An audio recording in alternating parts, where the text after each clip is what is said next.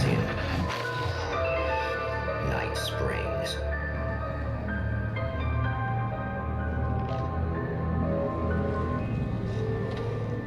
The man before you is a champion of light. He is part of a conflict between darkness and light that is both ancient and eternal. He is chasing a dangerous quarry, the Herald of Darkness. His evil doppelganger, known only as Mr. Scratch.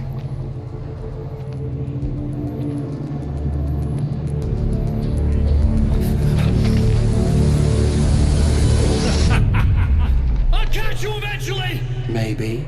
But what are you gonna do then? By then, I'll have had my hands on everything you love.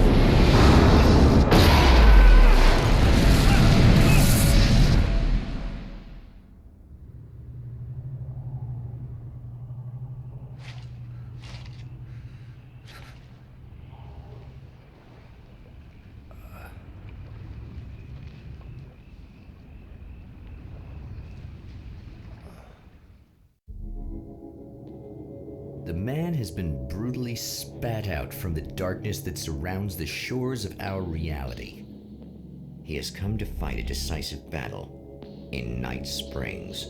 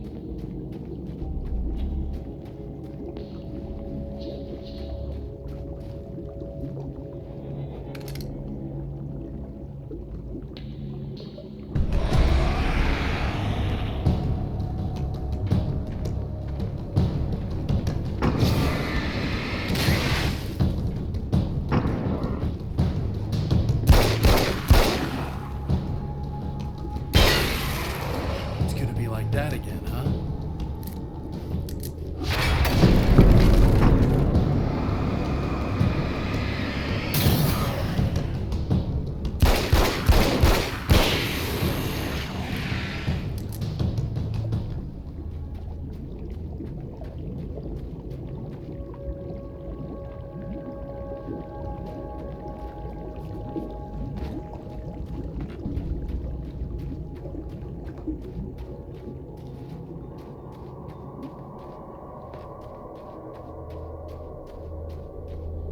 In another life, the man was a writer.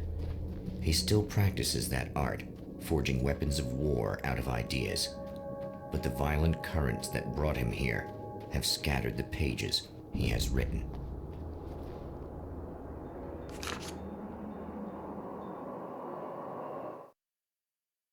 My name is Alan Wake, and I'm a writer. I didn't become one overnight. Like most writers, I struggled with it. A short story here, an article there. Then I got lucky and spent a year as a staff writer on the Night Springs TV show. It wasn't a great American novel of my fantasies, but it taught me discipline and craft, and the difference between wanting to be a writer and actually writing.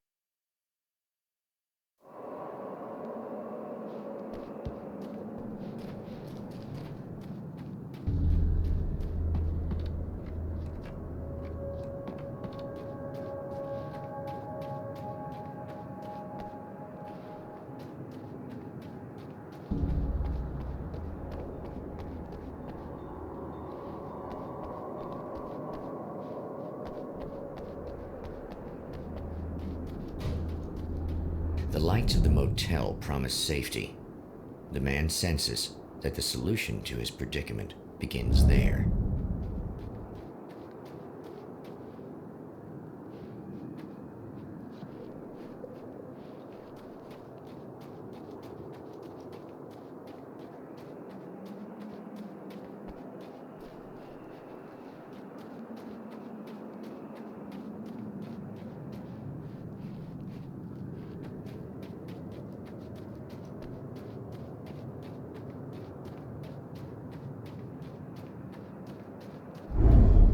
Somewhere within the Earth, space itself has been pierced, and from dark depths runs a steady flow of monsters. The man recognizes the hand of his evil double in this. He knows he must put an end to this madness.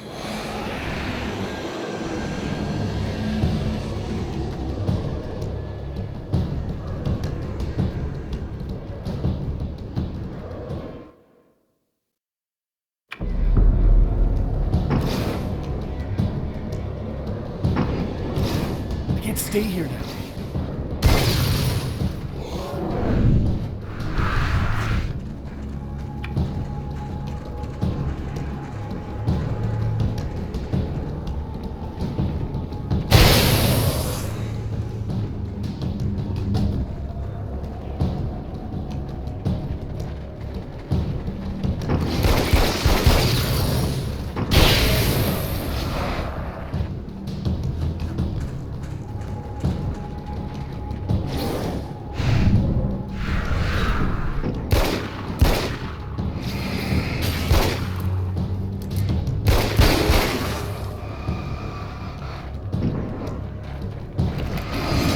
It's sad how many problems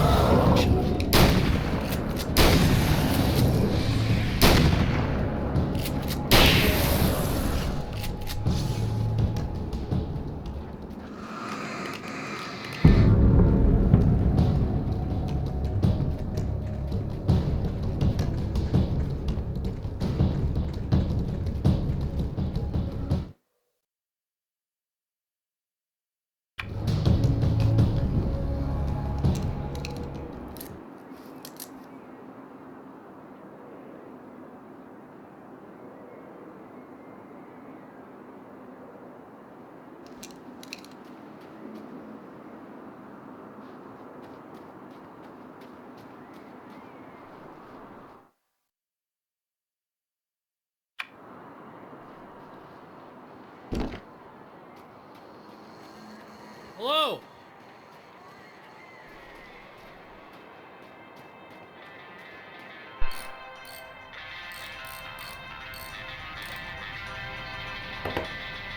Hey, it's you. There. You remember me, right? Emma? Emma Sloan? I think you might have something that belongs to me. Really? A typewritten page? Oh, yeah, that's weird. I did find a page like that. I don't even know where it came from. It was all this weird stuff about the oil derrick and a satellite. Yes, that's what I'm looking for. Oh, well, I don't know how you knew I had it, but I guess it's yours. Listen, what's this all about? There are these really creepy guys hanging around the oil derricks. There's something really weird about them. They're dangerous. I'm gonna deal with them. Try to stay out of their sight, okay? And stay in the light. They hate the light. At the oil derrick, the wheel had been jammed in place and turned until the oil gurgled and flowed thick and flammable. The warning lights were blinking in a fast rhythm, bright and steady, powered by the battery. The Kasabian CD was playing in the boombox, all distorted guitars and intense beat. High above, some piece of orbital junk or another collided with the satellite, knocking it radically off course. Trailing debris, it screamed down from the skies at an impossibly steep angle. All that high-tech engineering reduced to nothing more than a bullet that would destroy whatever it hit.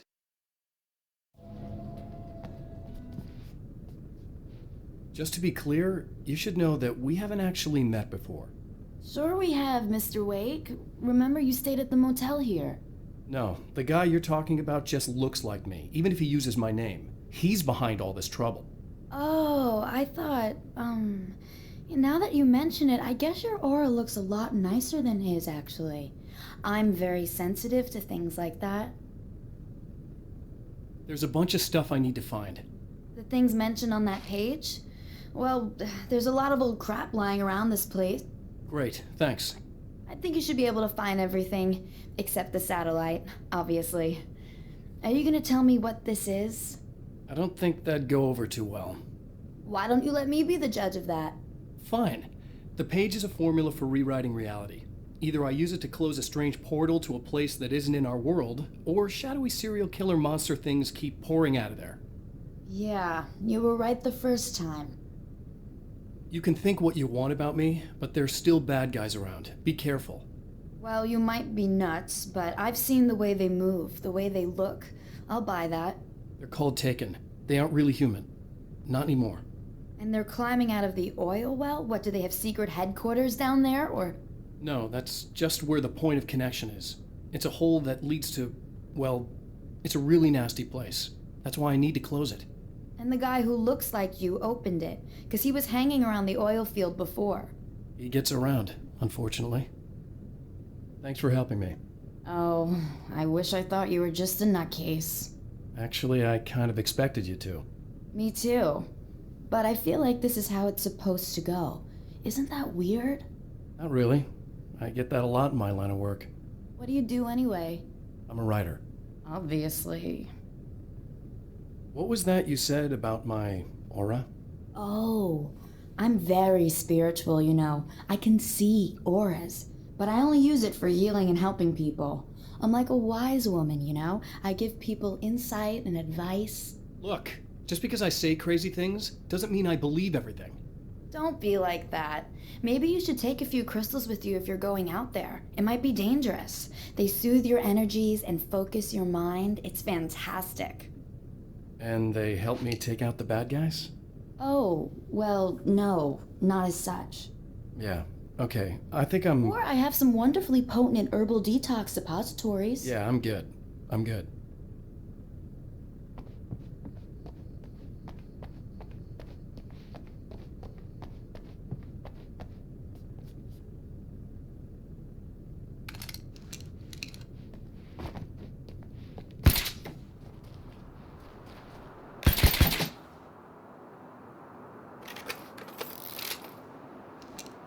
The Champion of Light recognizes the page he got from the woman.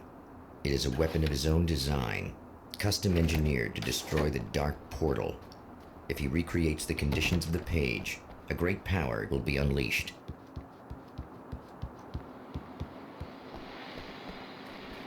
Well, here you are, about to enjoy another cool Arizona night with me, Eddie Rodman, the host with... Any of you guys remember Old Gods of Asgard? Man, I actually saw them twice back in the day. I was a kid then.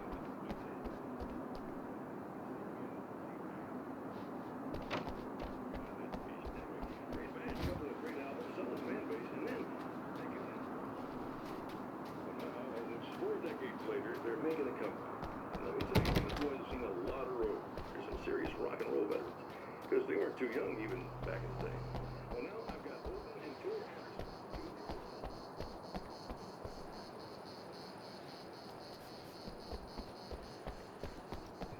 Let me just come right out and say this, all right? Spring chickens, you ain't. I mean, you guys, you make the stones look young.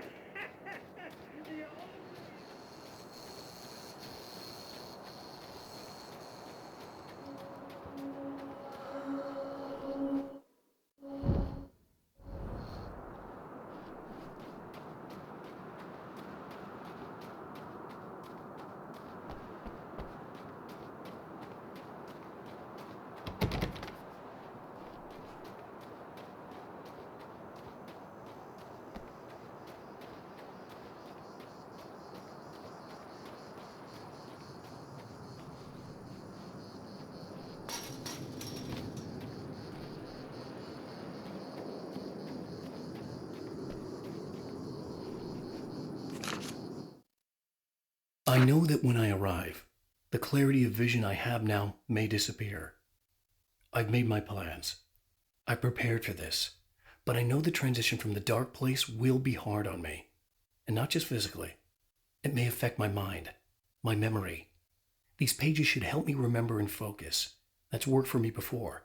Even if that fails, I think I will be able to trust my instincts. I'm navigating my own story. I'm hoping I'll know where to go and what to do, even if the details elude me.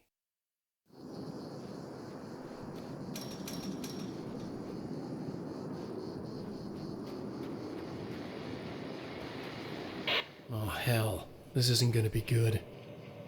Is this on? How can you tell?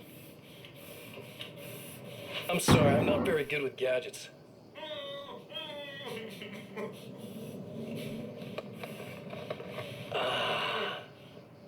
That's more like it.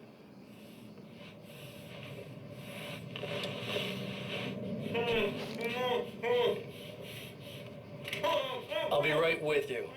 I just gotta do this one thing. I like it quiet.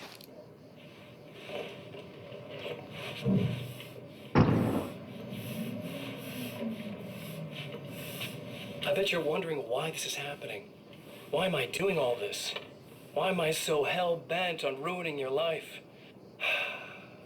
You're cramping my style. You've got money, fame, everything you could want. But you don't know what to do with it. I do. I'm getting all the things you never had the balls to go for. Having more fun, too.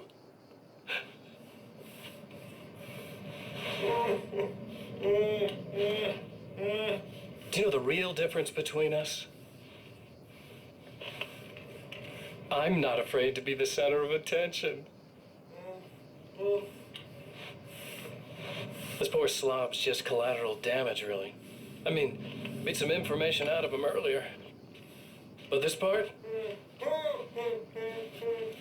This is just for kicks.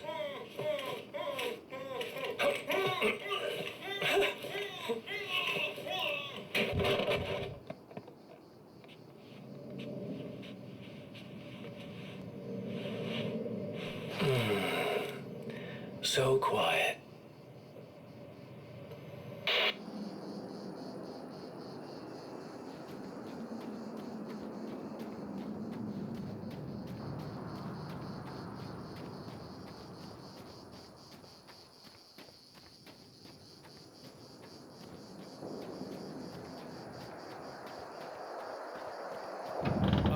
Wait. Wait! Whoa!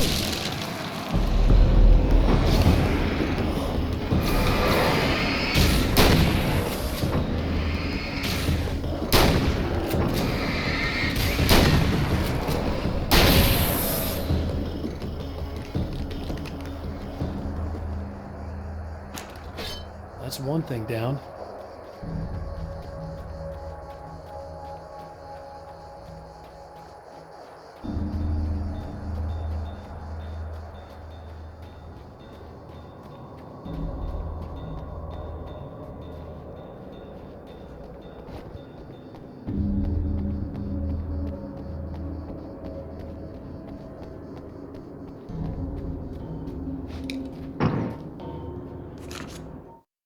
To change reality, you nudge it into the right direction. Your version of it is there, waiting. It wants to come true. All you need to do is help it achieve its potential. The devil is in the details. You change the details of the scene to match those on the page. If you get the details right, if you achieve that critical mass, the shift will come, and the rest of your new reality overrides the existing paradigm. The lie, no matter how outrageous, is now the truth.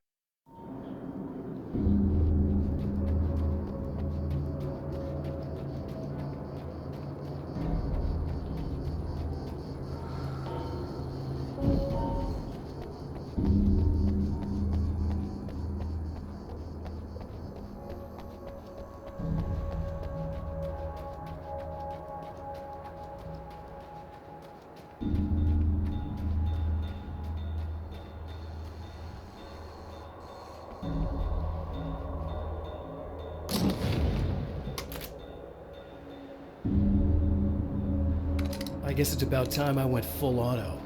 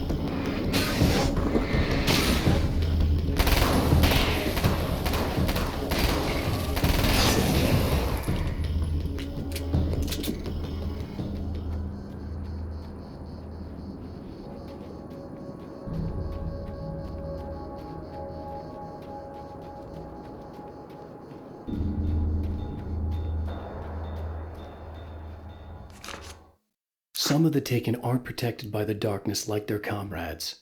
Instead, their aversion to light is so extreme that they literally split into two when they encounter strong light. It leaves the two halves weaker, but of course, there's strength in numbers. It's a disturbing development. The dark presence I faced 2 years ago was powerful, but it didn't have much in the way of imagination. Clearly, the same cannot be said of Mr.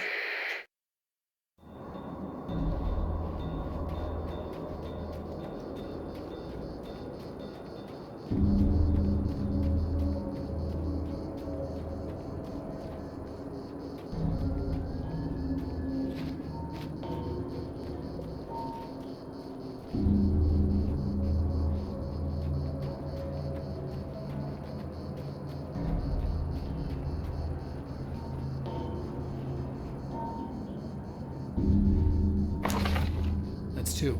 Just 1 more to go.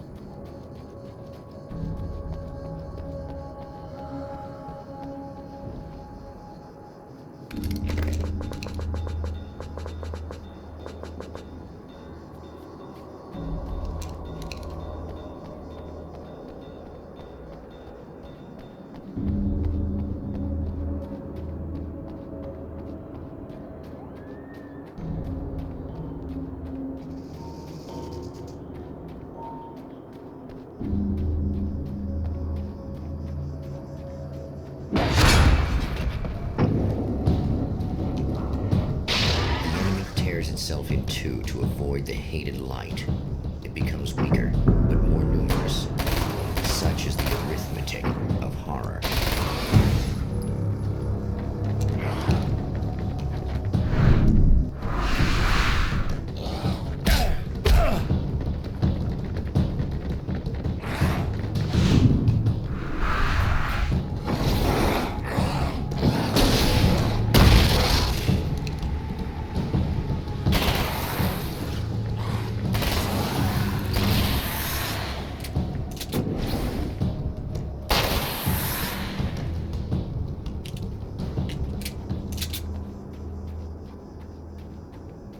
That was just messed up.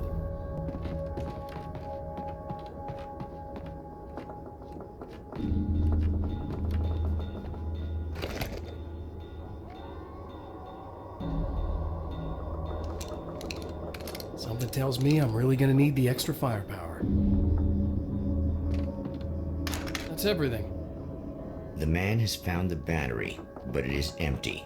It will need to be recharged.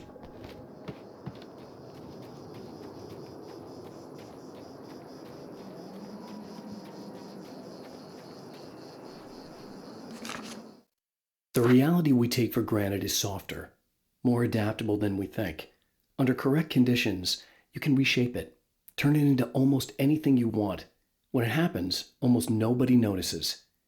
It's not that we forget, it's that after the change, there's nothing to remember.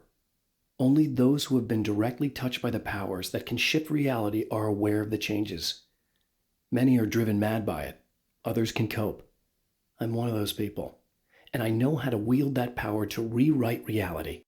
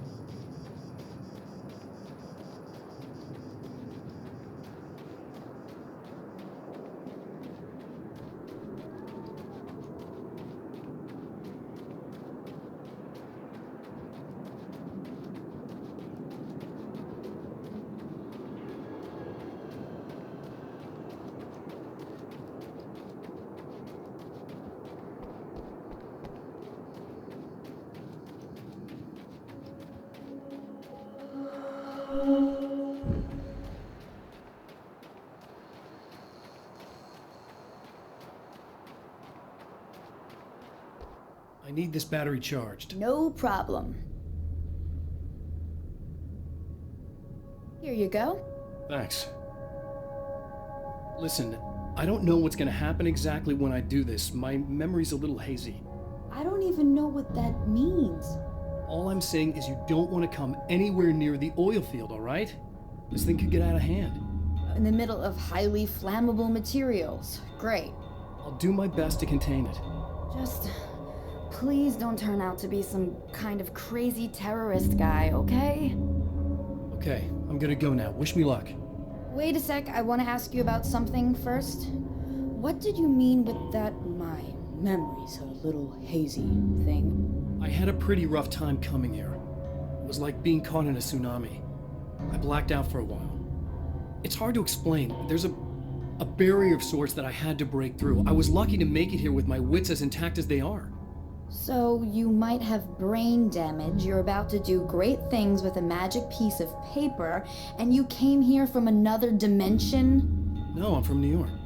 I was just visiting another dimension. Oh, yeah, okay. My bad.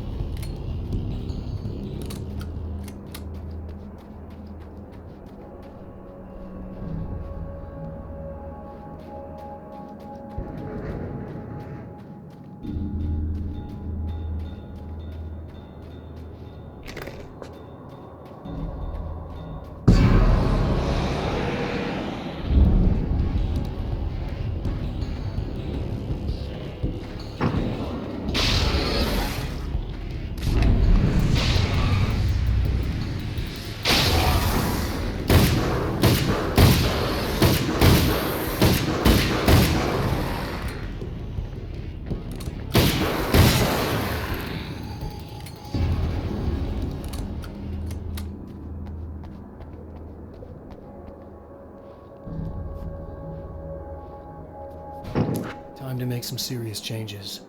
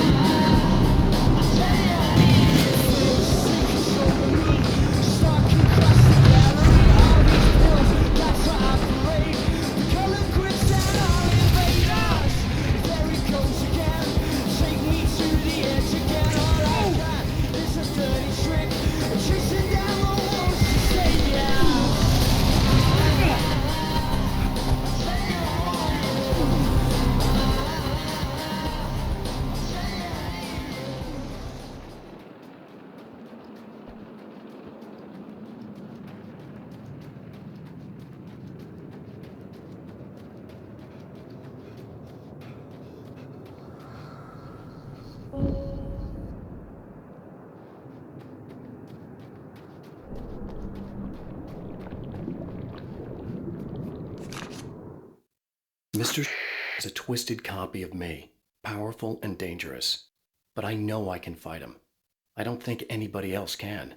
They don't understand what he is, what he represents, or that all the horrible things he does here are almost insignificant compared to what he will unleash on Earth given the chance. But I've survived the dark place, and it has taught me things.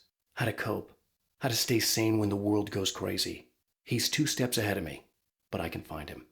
And I believe I can stop him.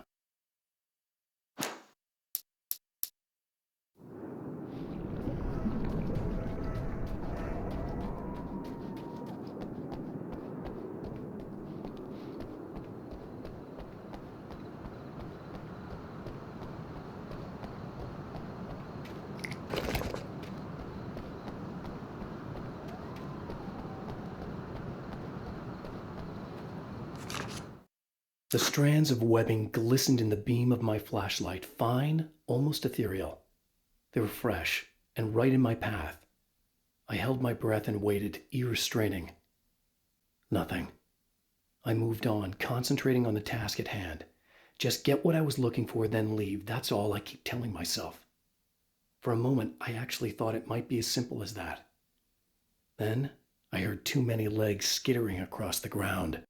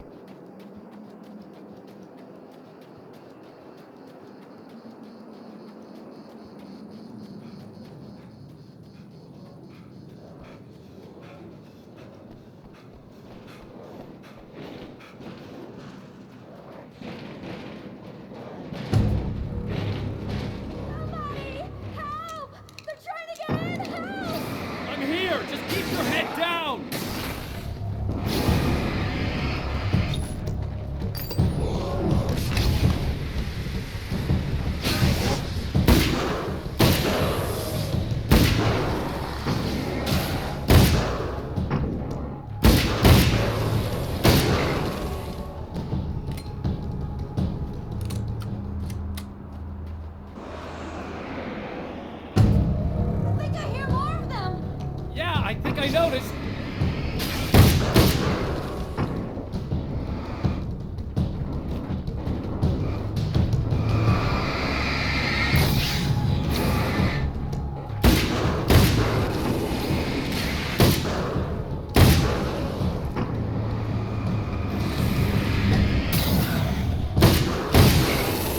That's the last of them. We're good.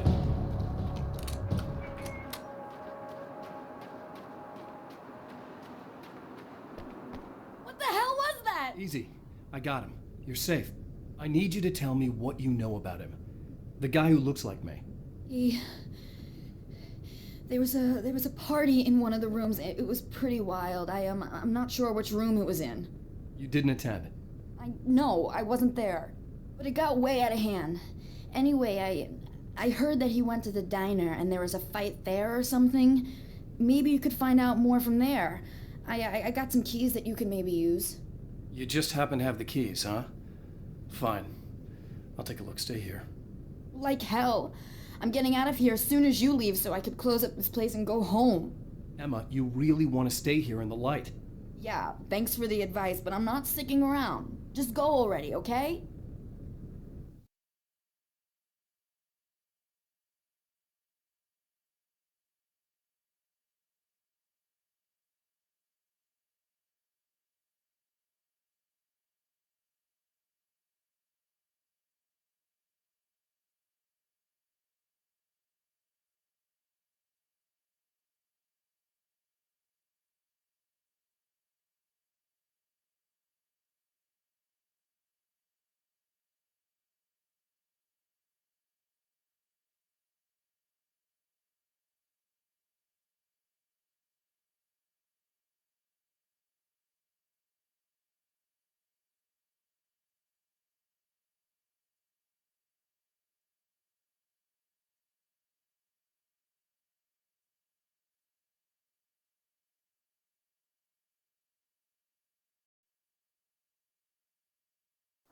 Are you okay? I guess.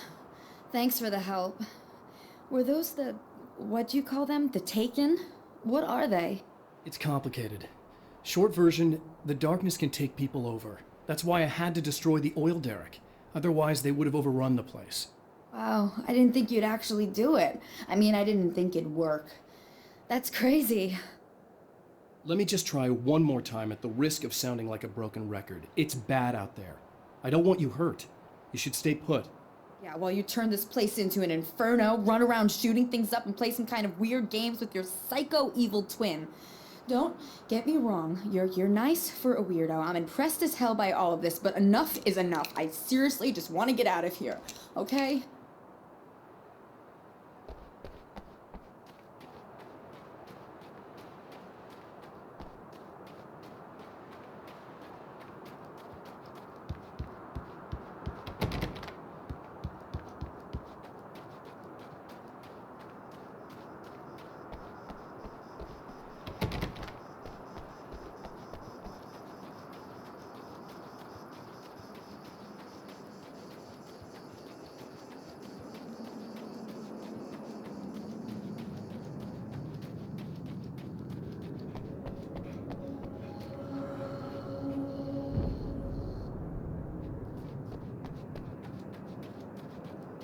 A poltergeist. Its existence is one of rage and hostility, and its very presence turns ordinary objects into deadly projectiles. Oh, shit!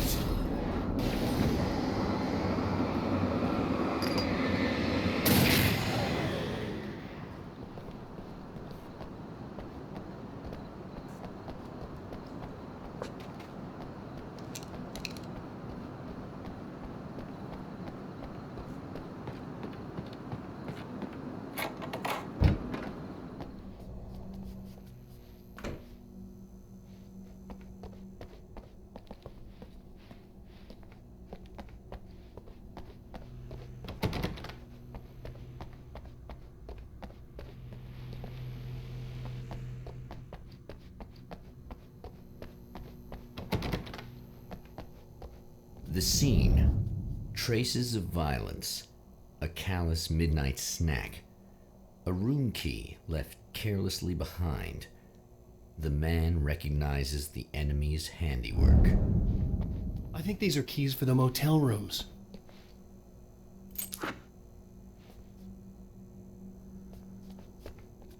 Satellite and now this? That place might be involved.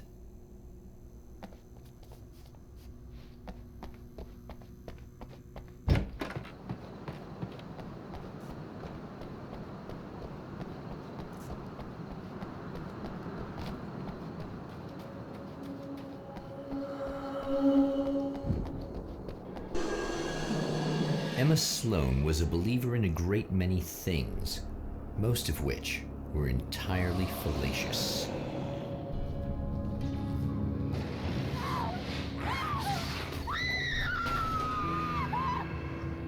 Emma Sloan, an innocent victim of his dark half. More collateral damage in the ongoing war. Damned by forces beyond her control as much as by her own actions.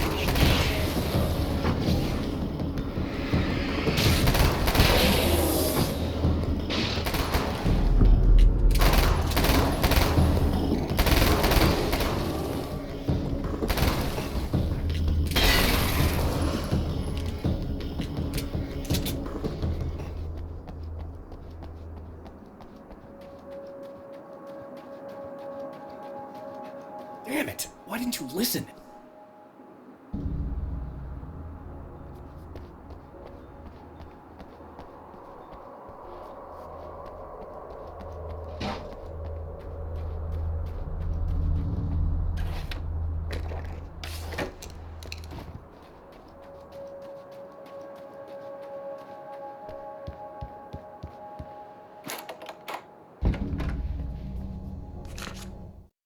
My own face peered back at me from the TV screen.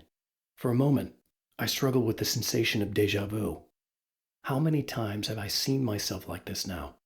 And then there was that easy grin that never seemed quite as quick or natural on my own lips, the dark, malicious twinkle in the eyes. And I knew who I was looking at. As he pulled back and revealed the room behind him, my throat went dry. There was nothing I could do but watch.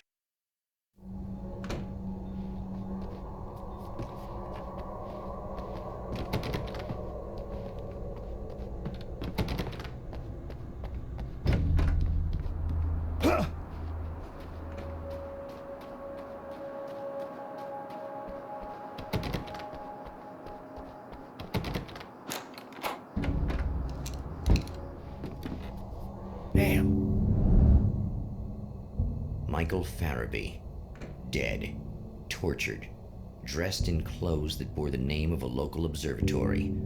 A slim lead, but solid enough. It stirs something deep in his mind. He knows where to go now.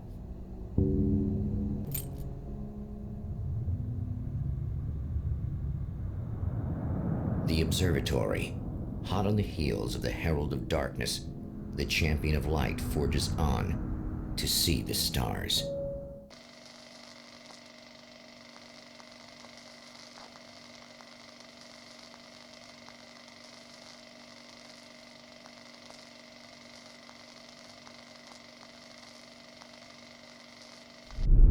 An observatory, a place for a man to witness the magnificence of the universe.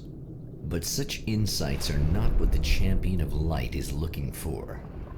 He has come to find a weapon.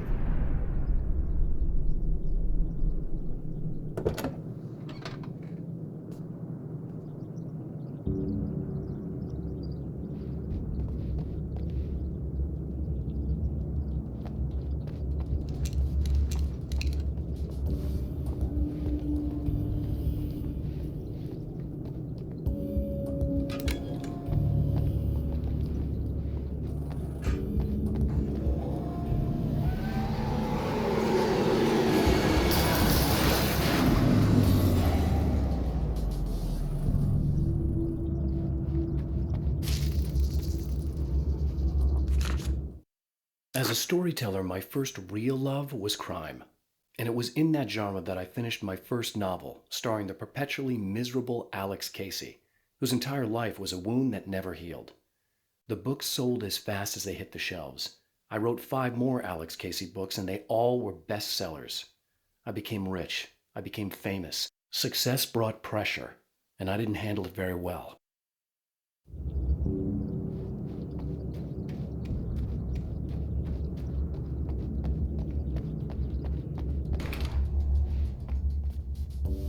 Welcome back, listeners. As you know, I'm Eddie Rodman, and I'm still talking to old gods of Asgard, who are doing their big comeback tour. How's that been going for you? Oh, it's splendid! I'm having the time of my life! I didn't realize how much I'd missed that. And what about you, Tor? It's okay. Well, this must bring back a lot of memories. Oh, yeah. It's wonderful to be back on stage. If it wasn't for my knee, I'd feel like a young man again.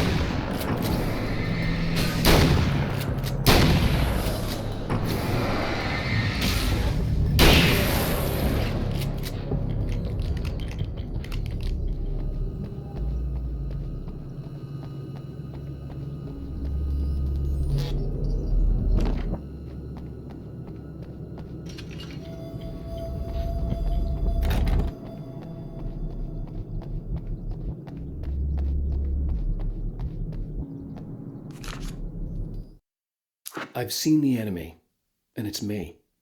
I've faced dark horrors before, things that live in the unimaginable pressures of the world beyond our own.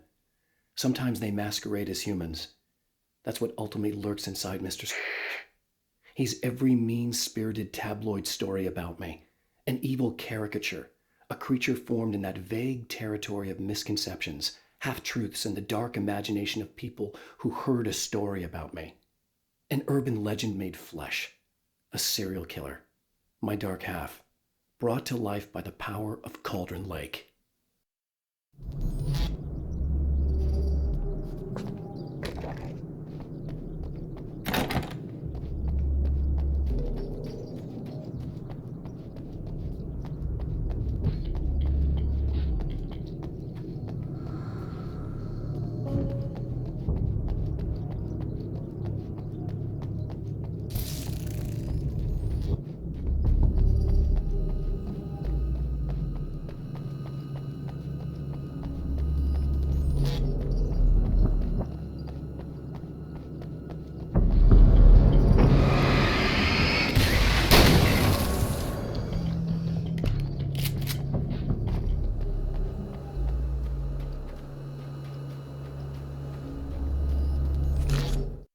The pressure of success got to me. My wife Alice was the sole thing in my life that anchored me. Suddenly it wasn't enough. I couldn't write anymore. I distracted myself with wild parties and whatever trouble I could scare up. I wallowed in the drama of my life, sure that Alice would stick with me even though she didn't sign up to be the lifeline of a tortured artist. It was my dumb luck she's not the type to give up.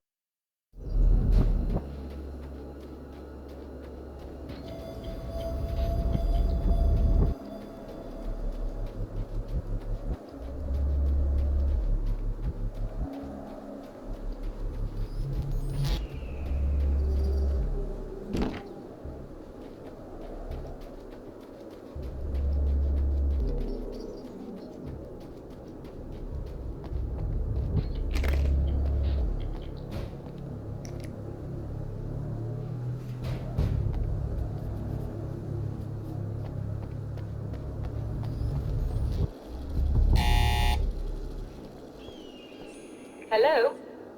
I'm Dr. Rachel Meadows, and... Wait a moment, it's you! I can't believe you dare show your face around here again.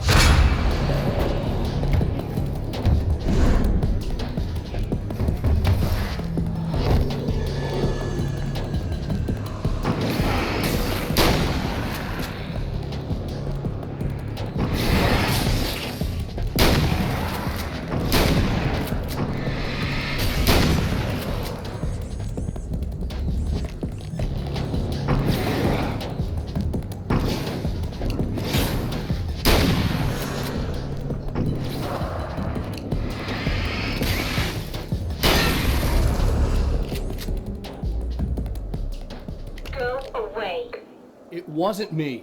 I just look like him. Are you serious? That's what you're going with? Please. I'm trying to stop him. You saw those shadow things trying to kill me, right? I bet he got along with them just fine. Yes. Yes, he did. All right. Come on in. Thank you.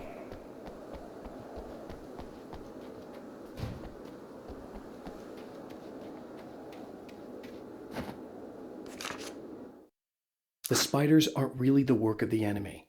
They're a side effect, a part of the dark place's less significant fauna that has managed to slip through the opening I made when I arrived. Less an animal than an idea that has assumed the form of an animal. Makes them no less dangerous, but at least they're a little easier to deal with. The darkness doesn't protect them like the Taken, and thus they can be destroyed by either light or bullets right away.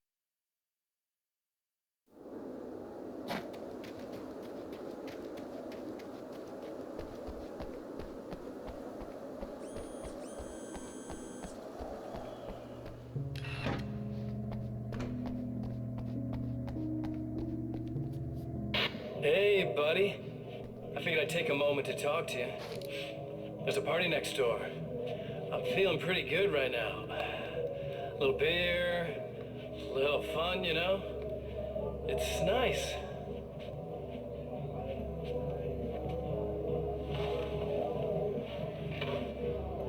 Listen, this whole thing between us, it's a little weird for me too, you know? I mean, we don't just look the same, there's a lot we share. I mean, up here. I know you, right? So I was thinking maybe we could...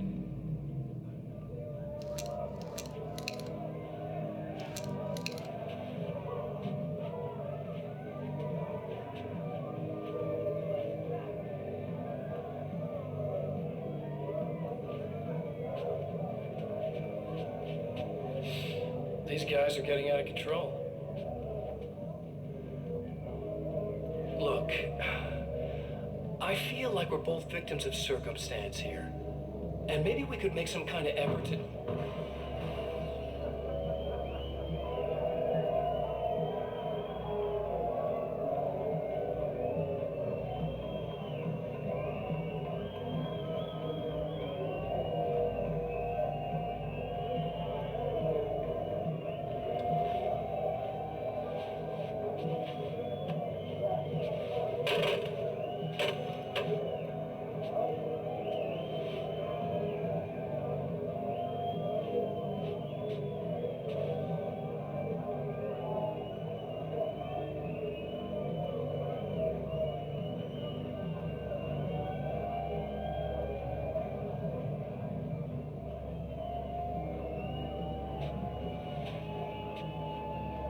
Never mind.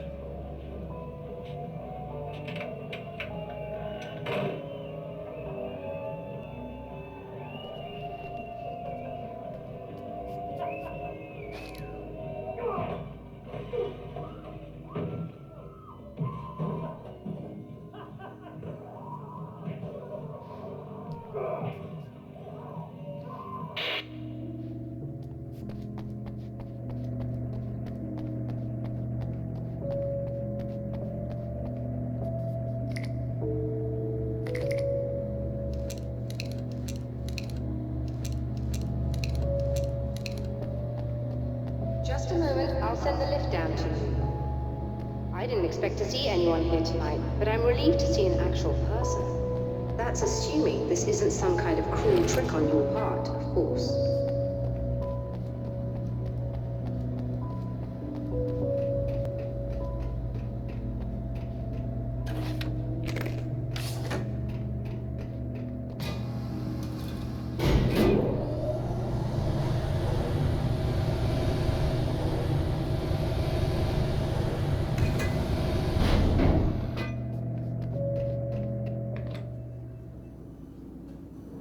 Doctor, the man who looked like me, what did he want here?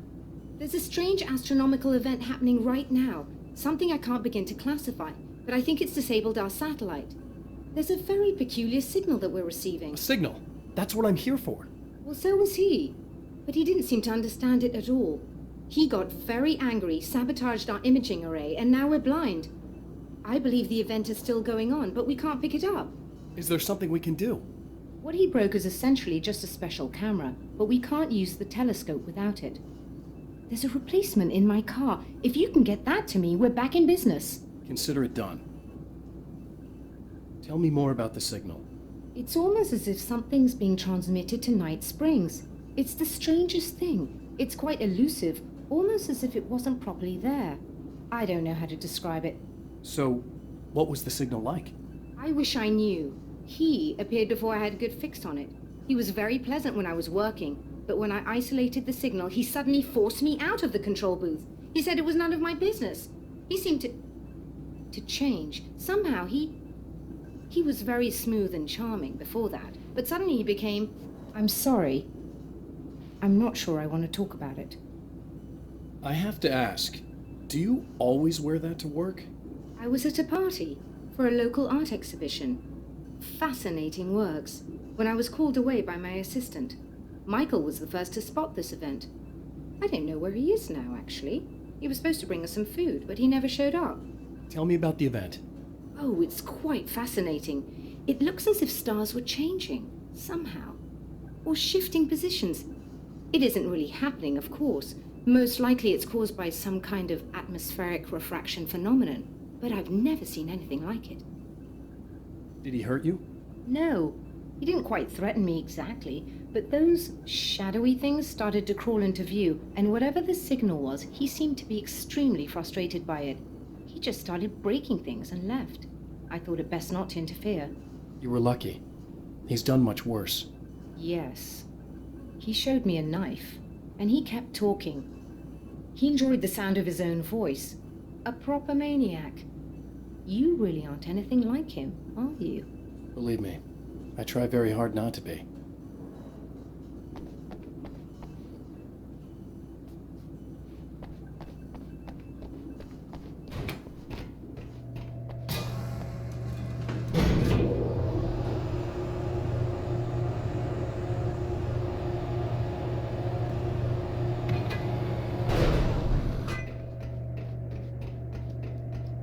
Good luck, and try to be careful. It's a very expensive part, and we don't have a replacement. Oh dear, that sounded more callous than I intended. Be safe.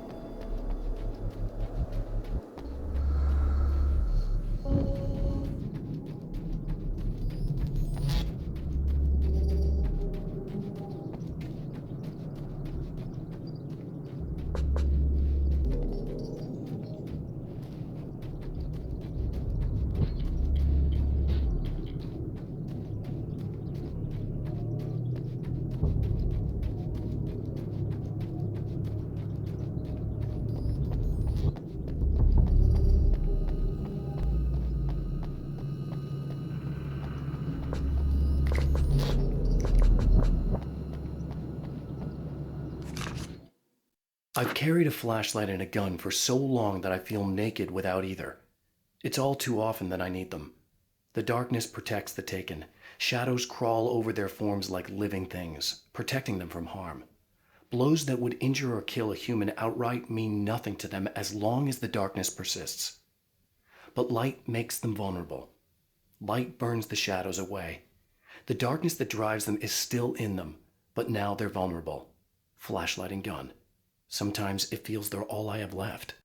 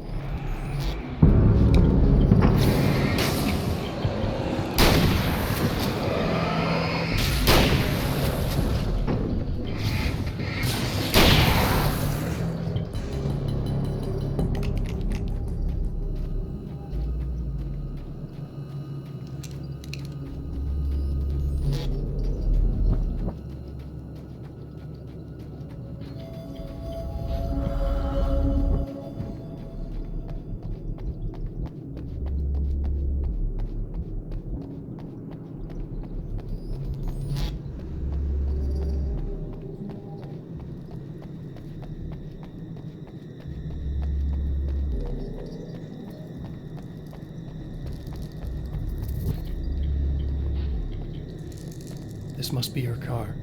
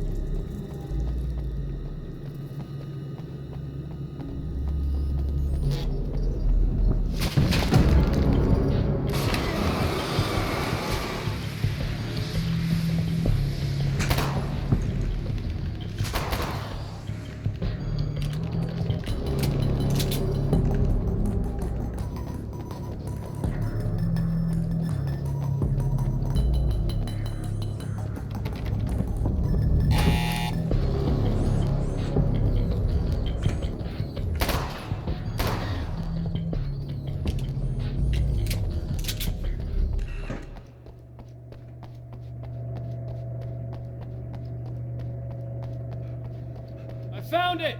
Excellent. I'll operate the platform directly below the telescope so you can explore the array. Don't worry, it's very easy. Hop on.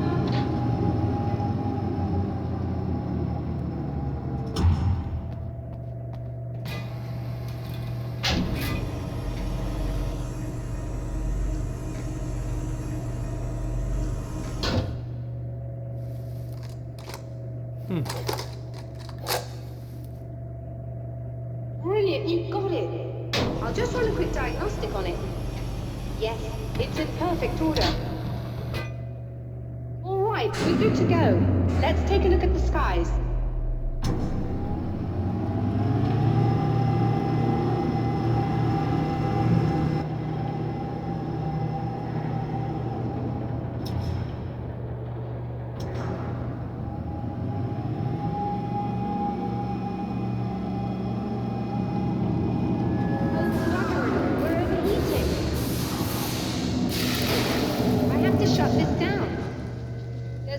With the automated coolant system. Somebody just interrupted the flow. So now what? Well, you could go and open the secondary coolant flow valves manually. I know it's dangerous there, but, well... I got it! Please come talk to me if you have questions.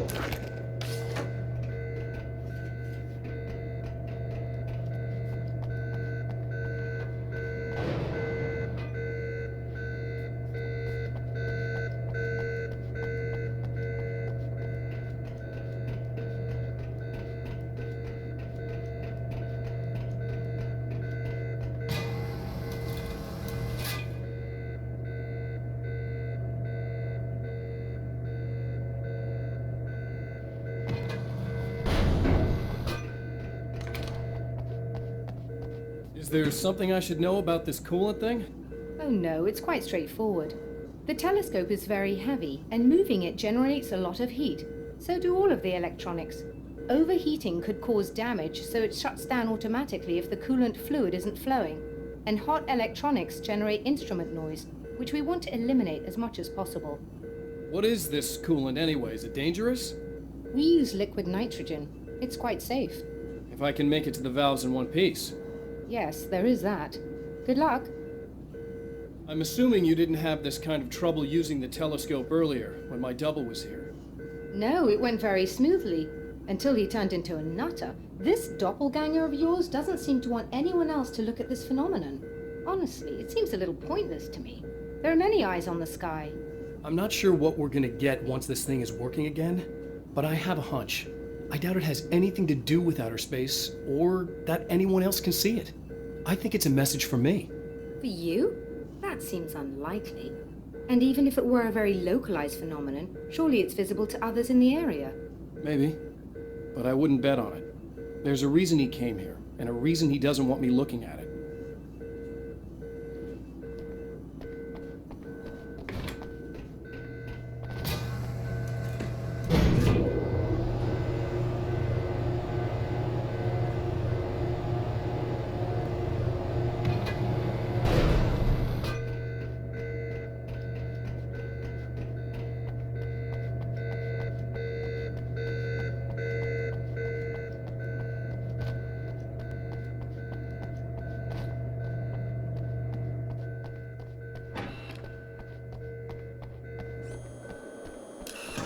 Just remember, you need to release all 3 valves. It doesn't matter what order you do it in.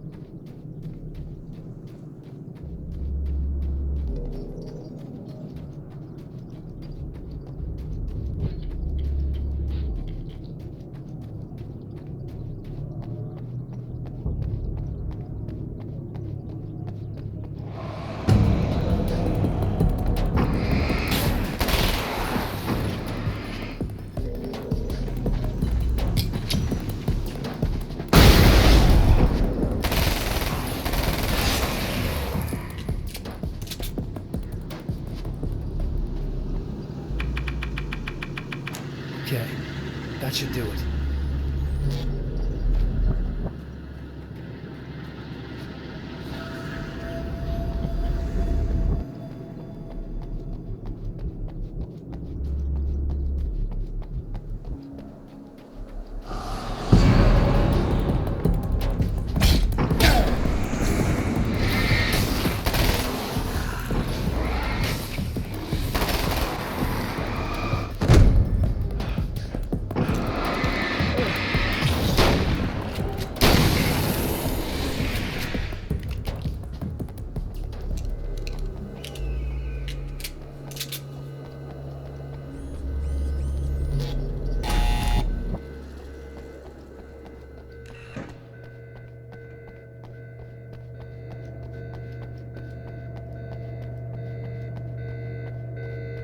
I released all the valves, Doctor!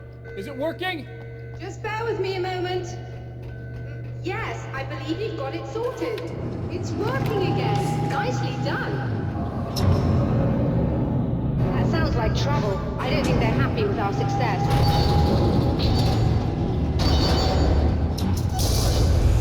Look out, they found a way in.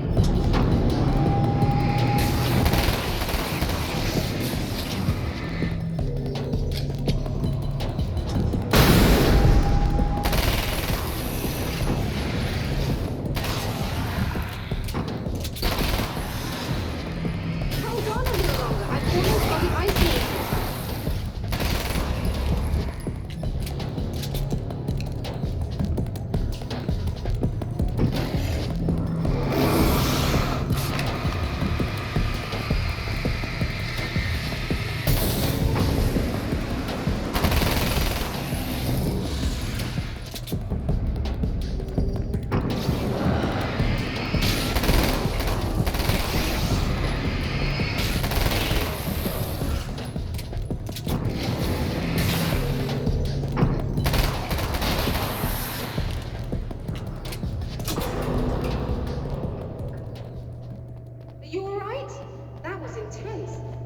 sighted in now. I still have no idea what I'm looking at, but it's very strange indeed. Oh, where are my manners? Please, come on up. I'm sorry, I was distracted.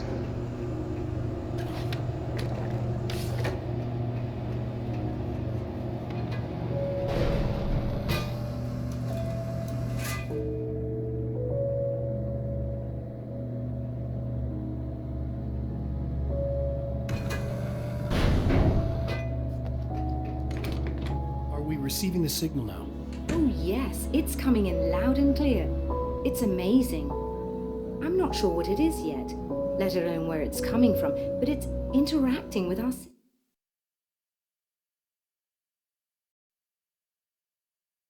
system somehow, like it was intended for us. But I don't understand how that could be. Maybe that's just how the story goes. What? Never mind. Is there a way I can hear it? Or however this is supposed to work? I think the signal is incomplete somehow, but you should be getting a printout of it now. What do you mean it's incomplete? It's almost as if we're only getting a fragment of it. I need the whole thing. This is important. I'm sure it is, but this is all we're getting. Did the man who looks like me get the whole thing? He locked me out of the booth, so I have no way of knowing. But I can tell you that he didn't really seem to understand it. So, what's in the sky? It doesn't make any sense. The stars are just... they're wrong. I thought I'd be able to see something, but it's like I'm looking at a sky that's just... it's not the right sky. But that's impossible. I consider myself a rational man, Doctor. But this isn't a thing you can measure or explain. I've seen impossible things that have taught me just to roll with some punches. It's either that or go insane. I find it disturbing that you sound like you're speaking from ample experience. A printout of a signal.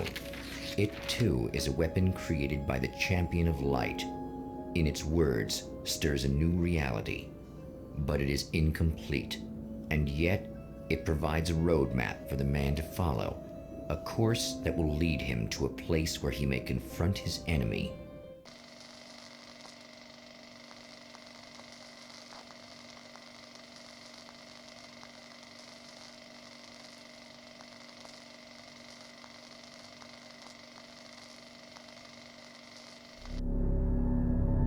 The drive-in.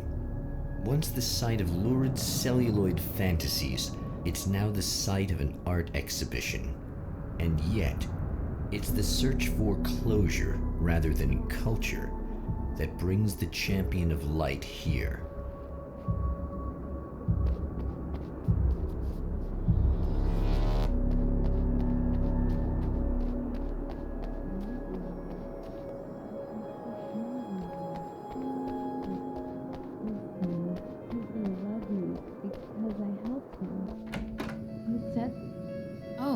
It's you. That's fantastic. Are you okay? Go away. No, I want you. But you'll get angry if you're here. So you gotta go. You know I'll do what you want. Okay. I love you so much. Did you know that love hurts? Are you gonna hurt me now? 'Cause you should. Lady, you got darkness on the brain. I think I can help you if I can get the lights on in here. You can't turn the power back on. It's not allowed. You said. So, where shouldn't I go so I don't turn the power back on accidentally? It's the big building on the other side of the drive-in, but it's locked. Where's the key? Just so that I know to avoid it. It's on the wall next to the cash register. But you can't. You can't. Don't be bad. Hey, no problem. I'm just gonna go do some other stuff. Scout's honor.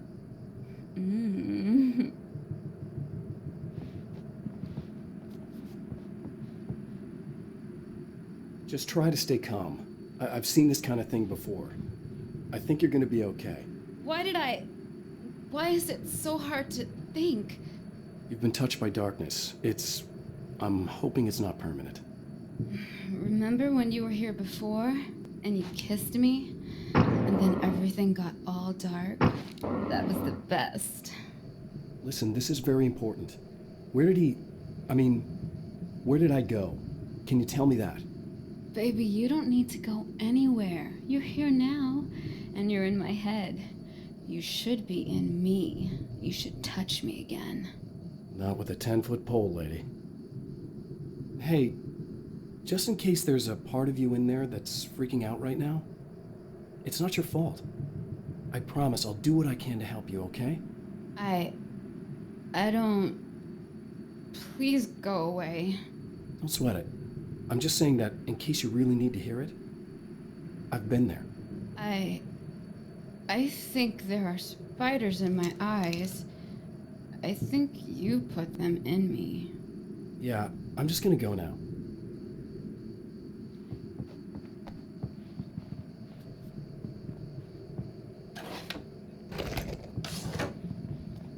And we're back with Old Gods of Asgard and their manager, Barry Wheeler.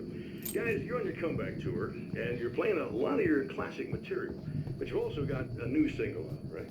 How'd that come about? Was it hard to go back into the studio after such a long time? Are you kidding me? They were chomping at the bit. They were just itching to stretch those creative muscles. The man has encountered this before. People whose integrity has been suborned by the insidious touch of the darkness. He has experienced it himself, but merciful light burned away the darkness in his brain.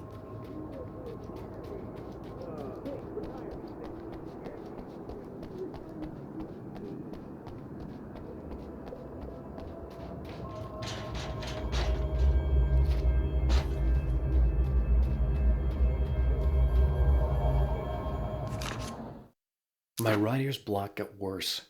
I didn't sleep much anymore. My life with Alice seemed like a constant fight. I was a wreck. Alice took steps. She booked a vacation in Bright Falls, a small town in Washington. It was supposed to be a chance to break out of the cycle I was in. She didn't know about the darkness in Cauldron Lake.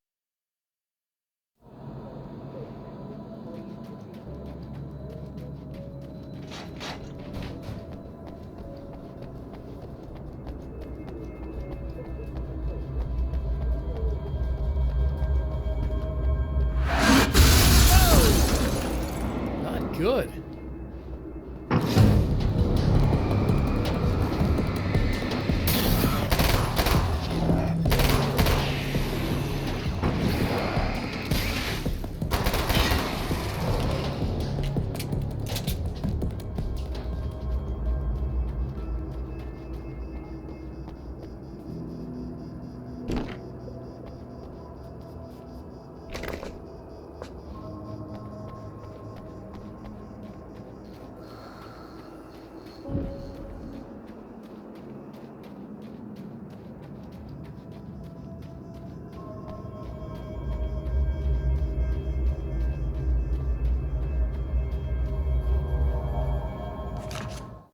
The car seemed to sail through the crisp mountain air in slow motion, spinning around one axis almost lazily. The moment was hypnotic. Then it struck the pipeline in a shower of sparks, the impact turning the windshield into a burst of safety glass. As it hit the ground, I snapped out of my reverie. The car was rolling downhill, slowing down as every bump killed momentum but still coming. The fence wouldn't be enough to stop it.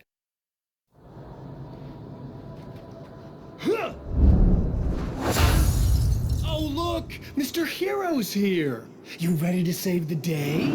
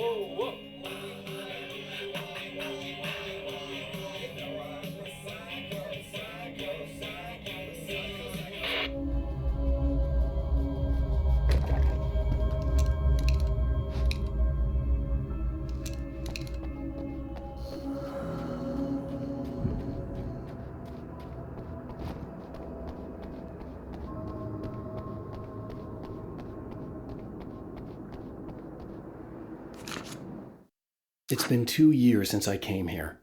Being that long without Alice breaks my heart, and I know it broke hers. I know she thinks I'm dead. How could I blame her for that? It would be a crime to pretend that she owes me anything. She took all the stupid, self-indulgent bullshit I brought into her life and still stood by me. Still loved me. It's no betrayal. But I'm a better person now than I used to be. I want to be that person with her.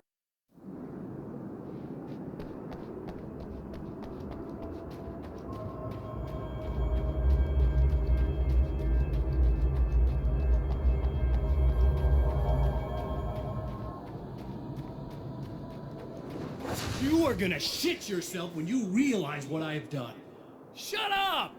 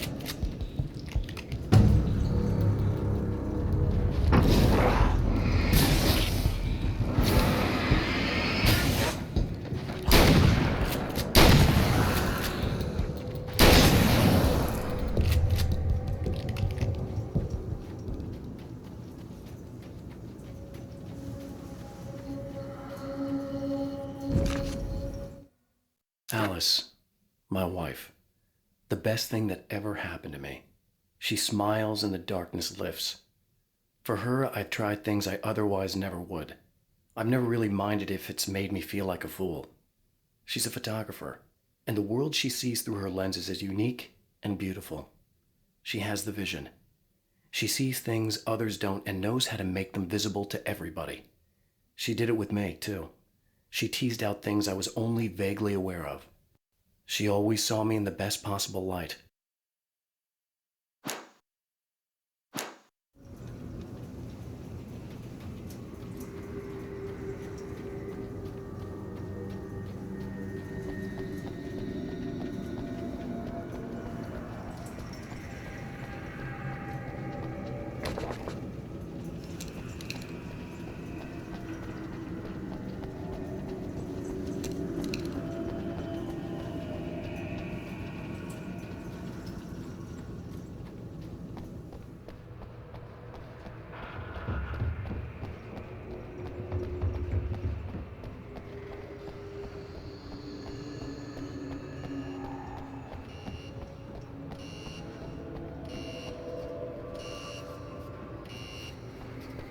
Okay, I should be able to figure this out.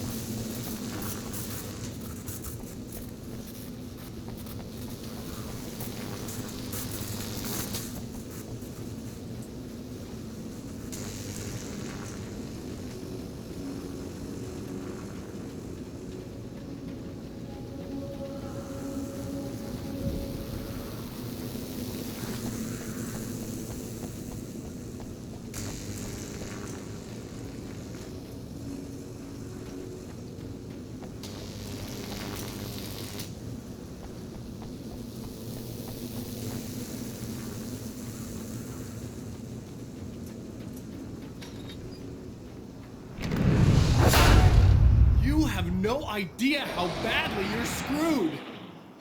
It's gonna be a blast to watch you find out. Don't want to get hit by those.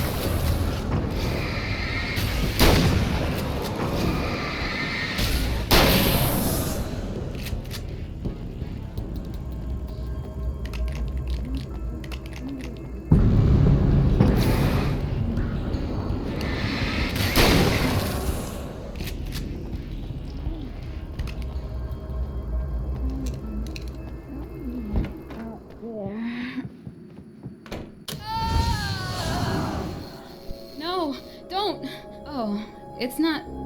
It's you. Did you help me? Looks like you're feeling better now. Yes, I am. Thank you so much. I don't know what happened. There was this guy. Before you say anything, I know I look like him, but I'm not. Don't worry. You just don't feel anything like he does. He was in my head. I feel like I need to take 50 showers. Where is he? That asshole wanted to get into the projector booth. He was talking about fixing things so the sun never comes up. God, it didn't seem that weird when he was saying it. It sounded really good at the time. You weren't yourself. The projector booth. That sounds about right. I need to get in there. I have the access code for the door. Here. Thanks. I'm just glad you showed up now. He said he'd be back after he'd arranged for some security. Do you feel up to telling me what's going on here? We have an art exhibition here, supposed to open tomorrow. I'm the curator. My name's Serena Valdivia. Alan Wake. Holy shit, it is you. I've seen you on the big screen. I know your wife. You know Alice? Wait. Big screen. Yeah, we have a film from her here. What the hell happened to you? Getting back to Alice. Oh, God, yeah, sorry. It's quite a coincidence that you're here. She made this short film. She shot it years ago. You're in it. It's a part of the exhibition. I'm in a film? Yeah, it's just footage she shot of you at some point, but she turned it into this thing. It's almost like a memorial of sorts, because, you're supposed to be dead, or something. Uh-huh. How's Alice? Is she all right? She's okay, I guess, all things considered. I know her pretty well. You're really Alan? I can't believe you're here. Nobody knows what happened to you. But there are people who say they've seen you. That wasn't me. He just looks the same. Like You know. Yeah, but that guy's a lot more slimy. The thought of him makes me... I hate him, but there's something about him, God, he's so creepy. Anyway, you're not like him. At all. I hope you can stop him.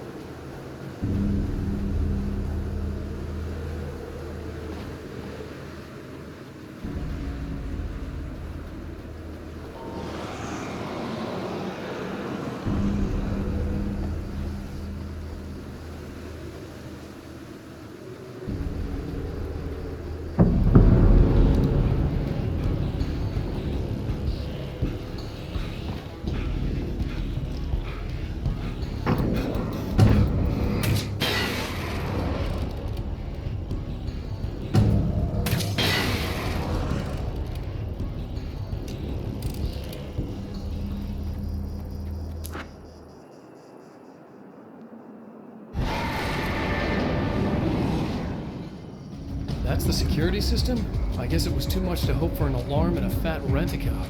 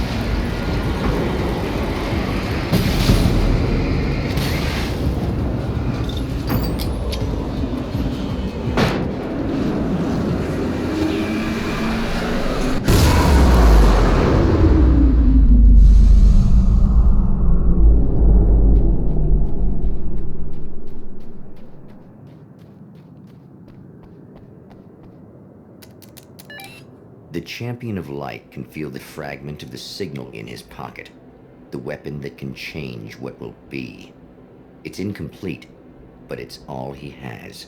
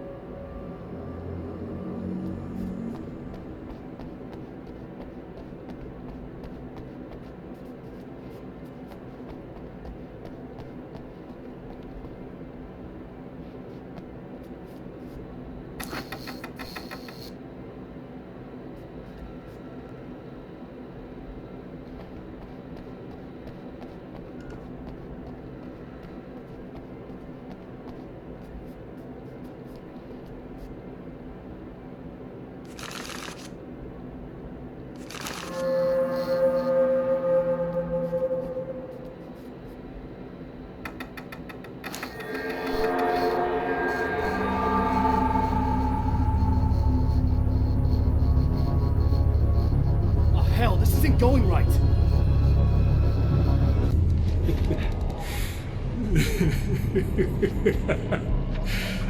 You've been up to something, haven't you? Too bad it's not gonna do any good. I'm a better you than you ever will be, and I've got all the time in the world. Everything you've got's going to be mine. Your life. Your wife! What are you gonna do about it? The sun's never coming up now. I could keep this up forever. Show yourself! Whatever you say, buddy!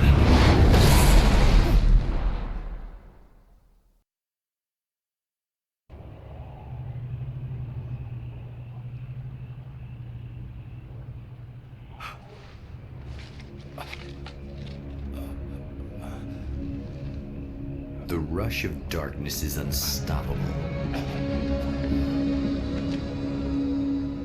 Time itself twists and tears, sweeping the champion of light back with its dark currents.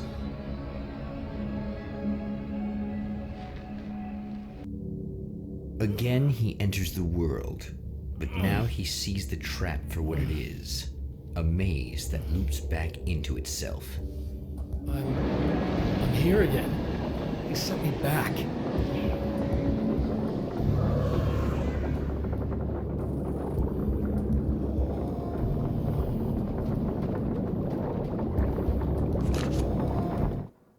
In Bright Falls, I was constantly under attack by birds that were more shadow than flesh and feathers.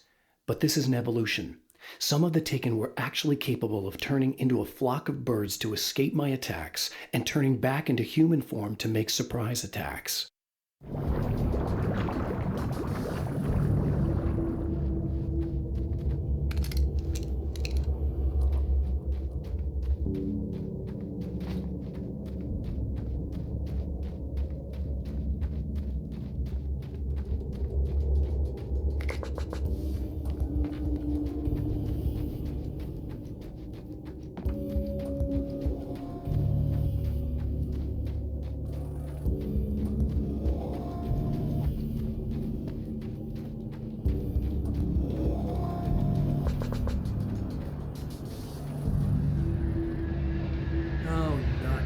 Again.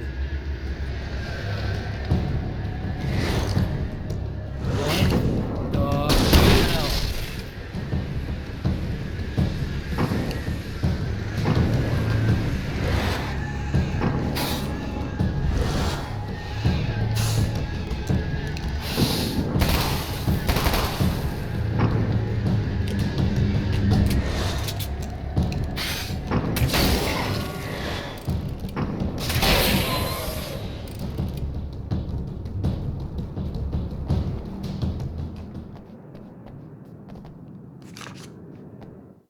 I'm trapped in the darkness. He has started appearing to me. Mr. He can travel back into the world effortlessly, and he loves to rub my face in it. At first, he was just an echo in the darkness, a flicker beyond the edge of my vision. Now he started showing himself, getting bolder all the time, telling me what a great time he's having in the world while I'm stuck here, and what he plans to do, especially to Alice. All the moves I have left are dangerous and desperate. I have no choice. I have to hunt him.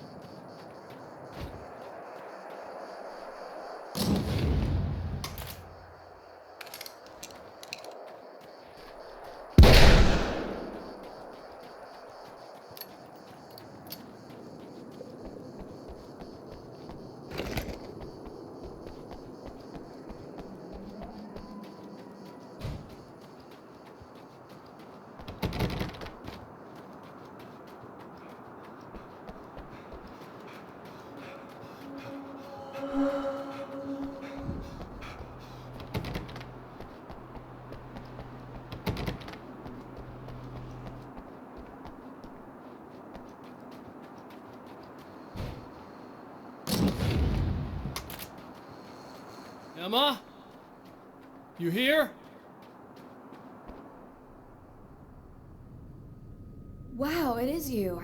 I guess all of it really happened. You remember me? Kind of.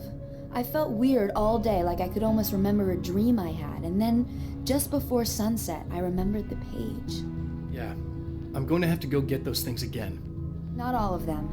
I went out and got them. Well, most of them.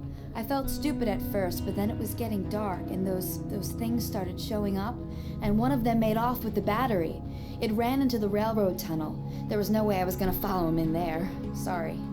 It's good you didn't. You should be careful. I mean, really careful. Yeah, I kinda remember something. Something bad happened to me, didn't it? Forget it. It doesn't have to happen again, okay? Just do what I say. Yeah, okay. God, this is too weird. Am I going crazy here? Just go get that battery. Try to stay calm. You're perfectly sane. We're caught in a time loop. That's why this is happening again. I believe you. God, I feel like I might just lose it any second now. How come you're not freaking out over this? Because on my personal weird shit-o-meter, this just doesn't rate. Look, I know something happened to me before... You're gonna be okay, if you just keep cool, okay? Thanks for getting this stuff for me. It's a big help. I hope so. Are you gonna make everything blow up at the oil field again? I have to. Well, whatever the hell else you might be, at least you're not boring.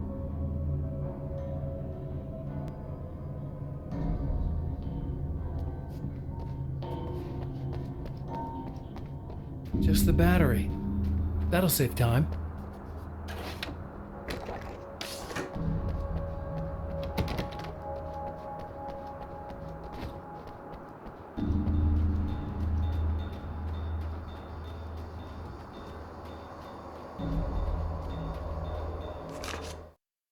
Night Springs doesn't exist. It's a fictional town from the TV show I used to work on. It was Any Place USA, a place we used as a backdrop for whatever strange story we had that week. One of the stories I wrote for the show involved a man, the champion of light, fighting his evil double, the herald of darkness. It was something I'd written back in the real world, something I had a link to, a framework I could build on. I had adapted it into a new story. This story.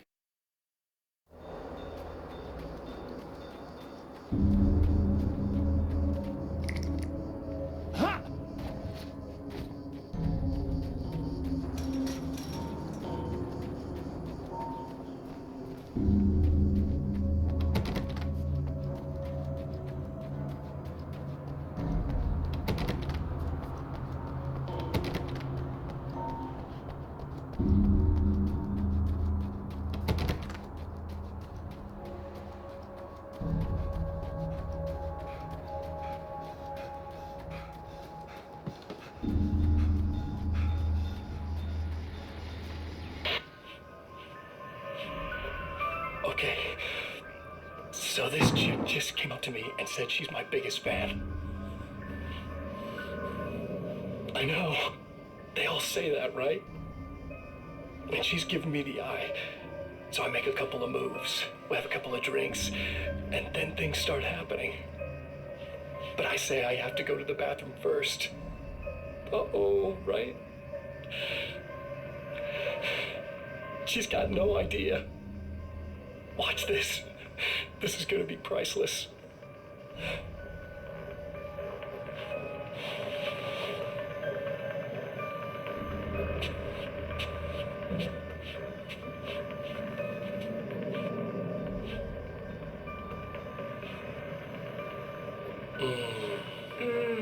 That's nice.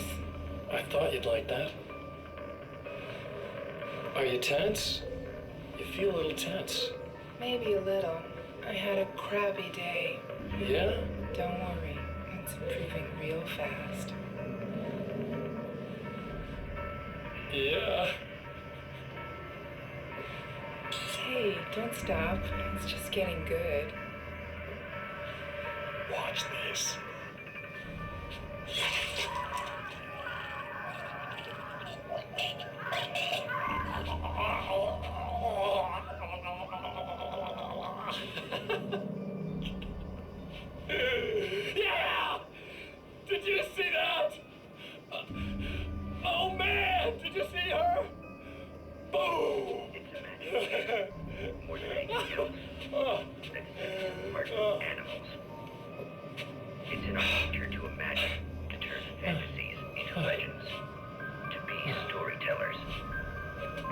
prevarication.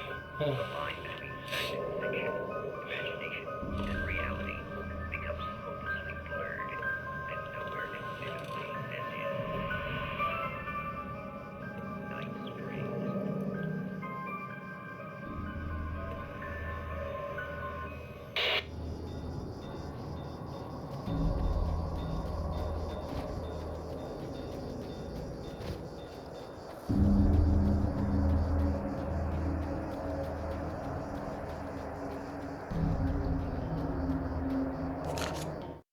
Now Night Springs is in Arizona, although not for long.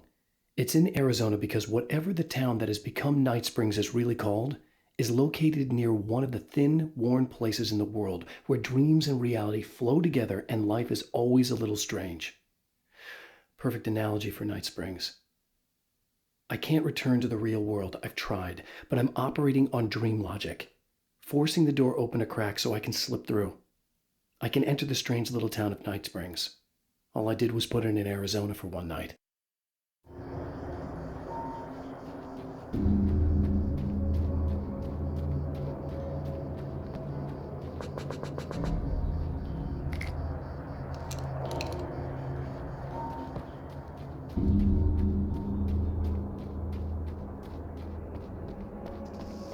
Well, this should be perfectly safe.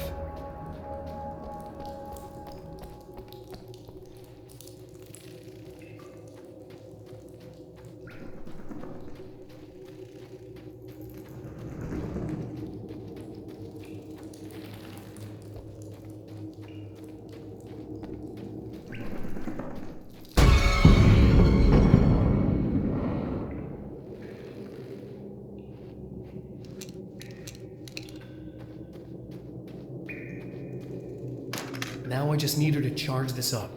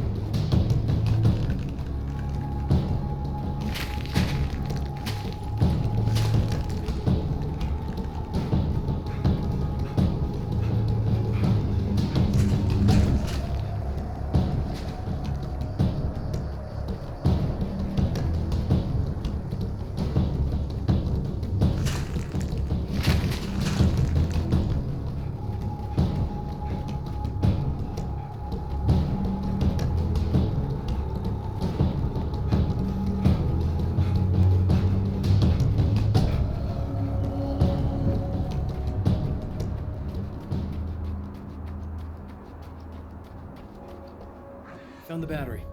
Okay, I'll charge it. Here.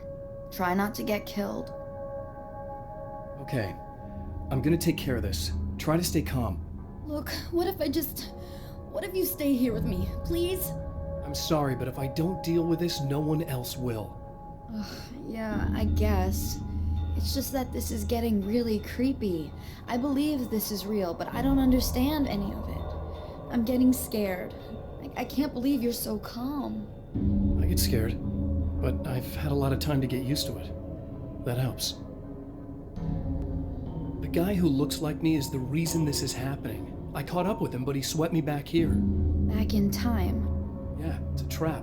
We'll be doing this forever unless I can break out of it. How are you gonna do that? I'm working on it. I came prepared, but things got kind of scrambled when I arrived. I'm tracking down the things I need. Yeah, well, feel free to climb back into your DeLorean or whatever it is you do.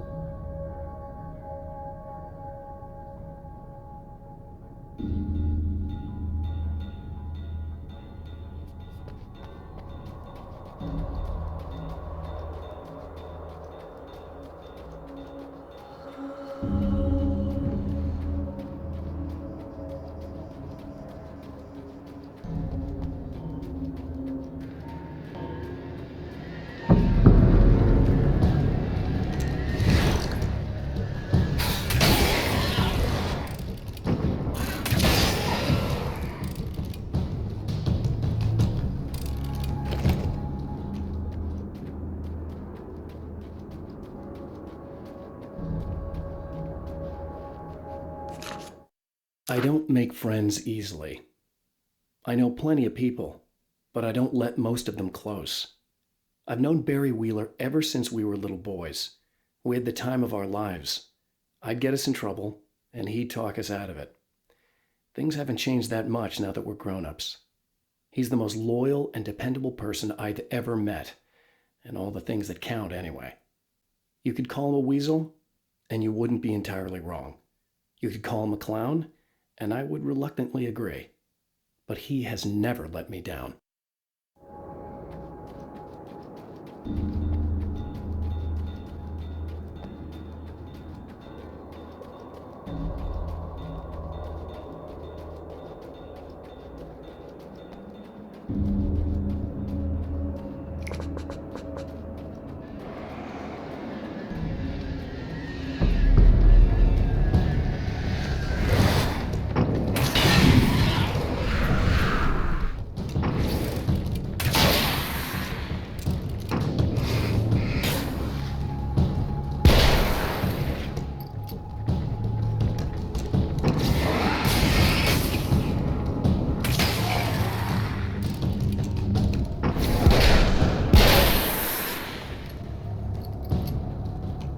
Here we go again. Better get ready to run.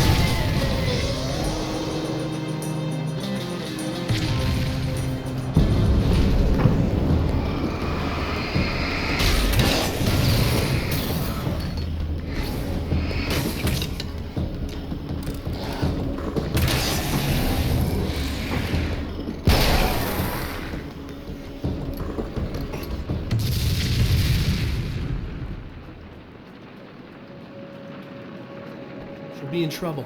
Better hurry.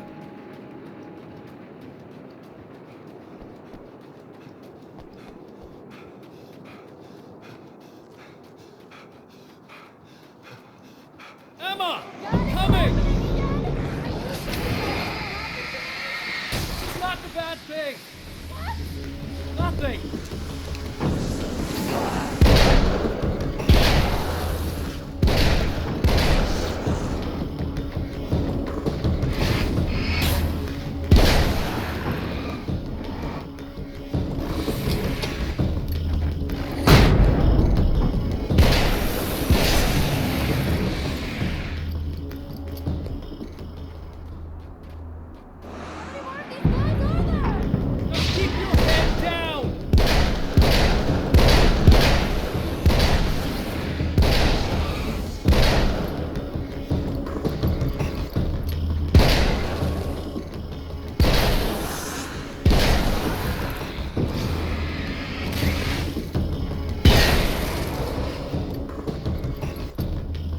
Okay, it's safe now.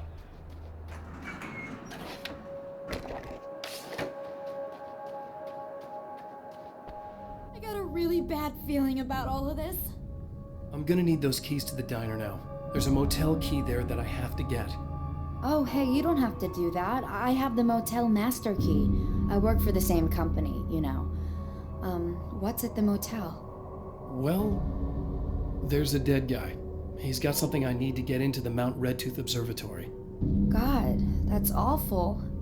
Hey, you wanted to know about the guy who looked like you, didn't you? The last time you said he had a party, but you didn't go. No, that's not true. I did go. It was really great at first, and then I didn't see it myself, but I hear he turned nasty. He hurt a bunch of guys pretty bad, and there was this girl, she died. But I didn't hear about that until afterwards. I thought that he was so charming. And then he went to the diner. That's right. I wasn't involved. I wasn't involved with that at all. I don't know what happened. Fine. I need to check out these motel rooms. In the meantime, you stay here, okay? I'm serious. Keep the lights on and stay here. Yeah, okay. You got it. I sure hope you're right about this.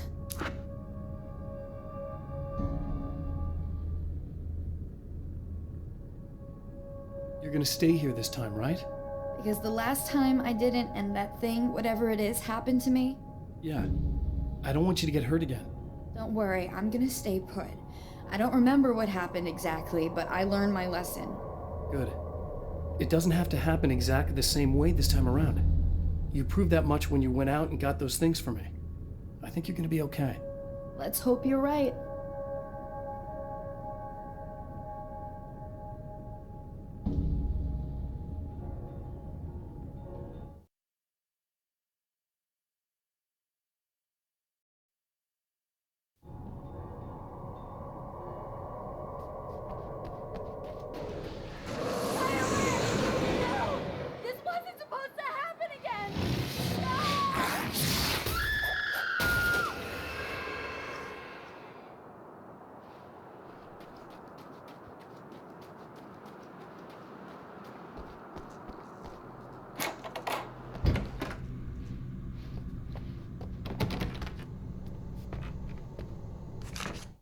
Alice and Barry, my wife and my best friend, are easily the two most important people in my life, and they've never really gotten along with each other.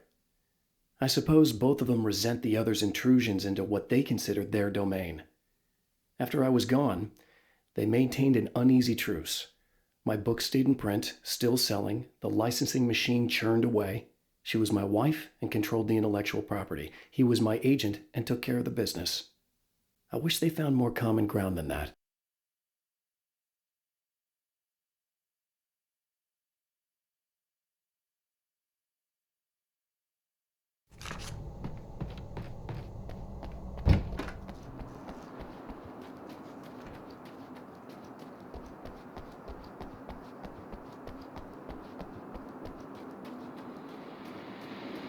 Okay, people, it's Eddie Rodman here with a few hours to kill. There's nobody I'd rather spend it with.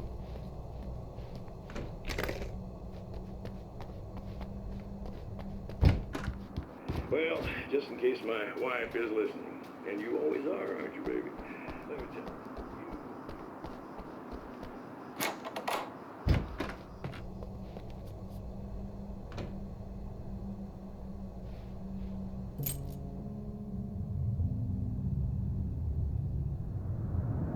It's said that nobody knows what the future might bring, but for this man, it's no longer entirely true.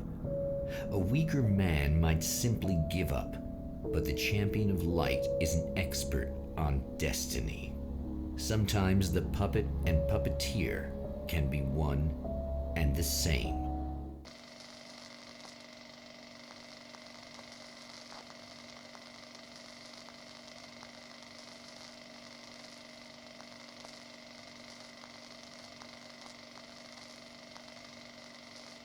Mount Redtooth, its top littered with man-made eyes that stare into the endless depths of space.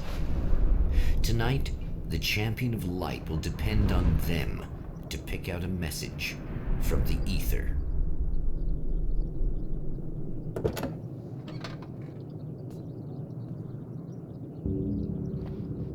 As history repeats itself, the man remembers the patterns.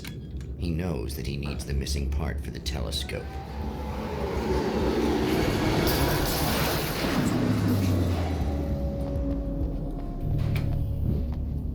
Oh, praise be. You guys are coming through for me. A pretty little light just started blinking on my board here, and that means there's a...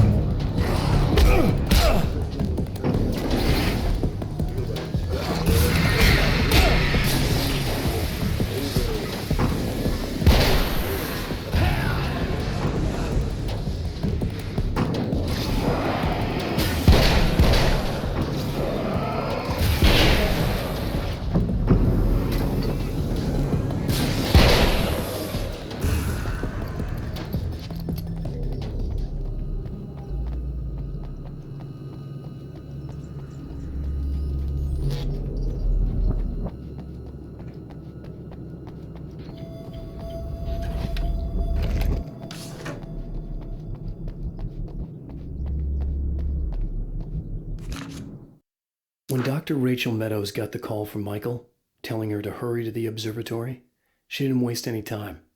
It had been a nice party. She'd had a good time, but her social life would always play second fiddle to the mysteries of space. Michael never showed up, of course. He pulled over at the wrong rest stop. She never even thought about him at the time. The phenomenon in the sky above her was too fascinating.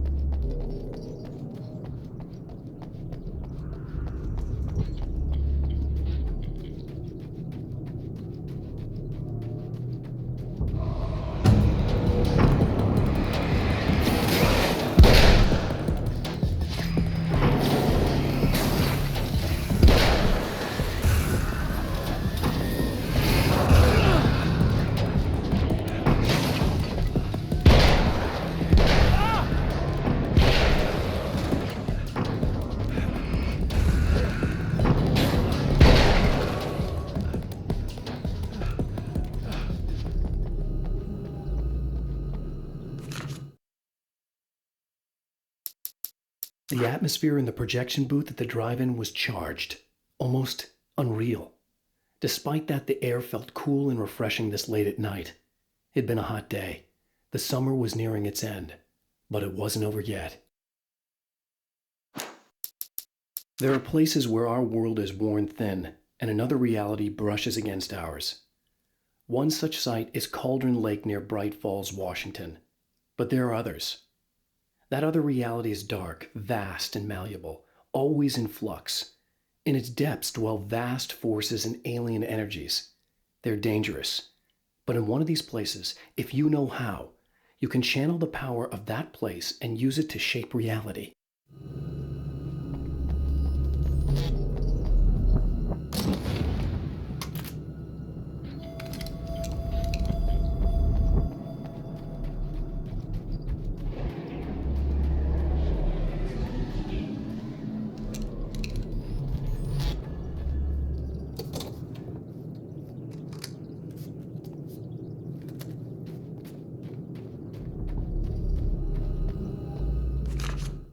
The darkness rose from the depths of Cauldron Lake and took Alice. It needed words. It needed me to write its way into our world. She was leverage, a hostage. I complied, but with a twist.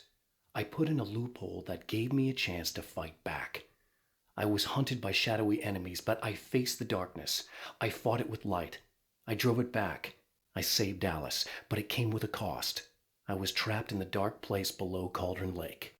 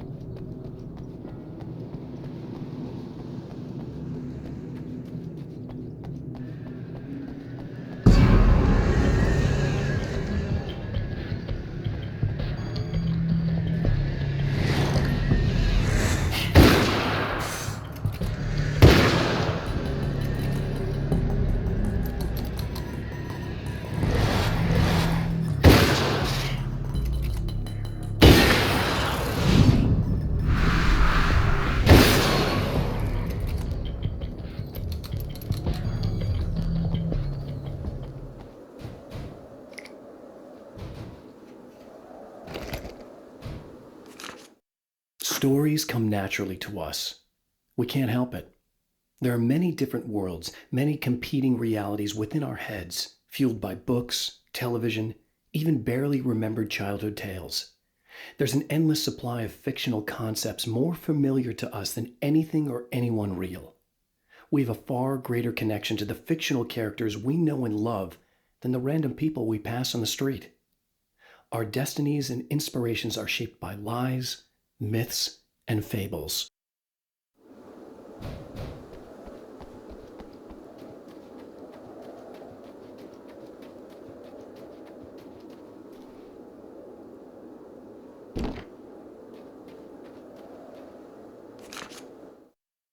The Taken may well be the tool the darkness favors over any other.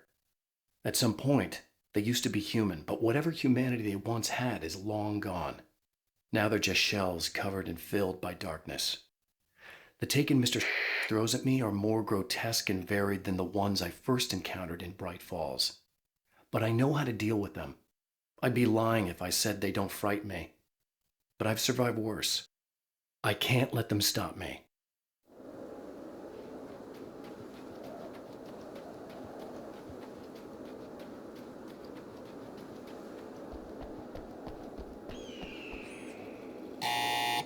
It's you! How dare you! No, wait. It isn't you, is it? I suppose you'd better come in. I'll unlock the door. Thanks.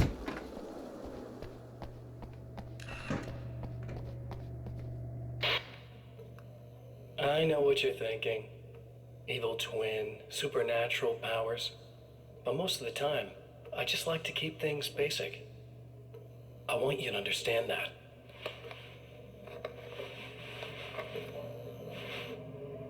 Like this. Need to get your hands dirty? No batteries, no moving parts, just physics. That's technology you can depend on. It's a classic. Speaking of classics, you need to be careful with this one, though. If the victim suddenly twists, you might end up cutting yourself. It's not really a workhorse, but I'm a sucker for this style. Now this is more like it. You've got slip-resistant grip. Believe me, you really want that traction once you're wrist deep in somebody. The blade's stiff enough so it won't open by accident in your pocket, but it's still really easy to open with just one hand. Now that's a big thing for me. I know what you're thinking. It's too big, too heavy. But sometimes you just need the extra oomph. If you're talking intimidation, this is gonna do the job. Also great for dismemberings and whatnot. You know, the messy jobs.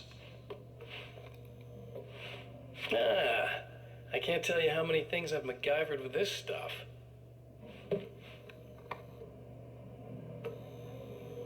Okay, now, guns.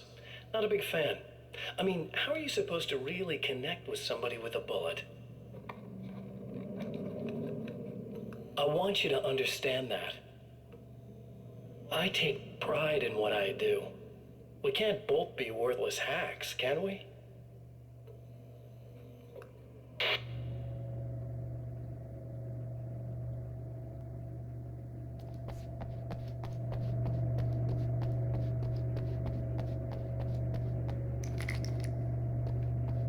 You'll have to forgive me, but this feels very strange. It seems like this has all happened before. I have the replacement part for your telescope, Doctor. All right. Let's get it installed.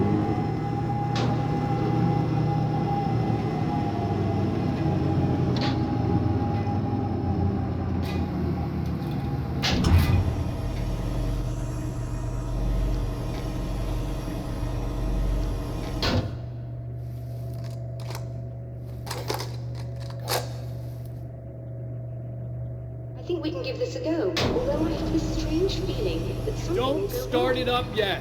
There's a problem with the coolant system. Yes, that's right. I remember. All right, let me think. If they're sabotaging it, they'll be at the primary coolant pipe outside.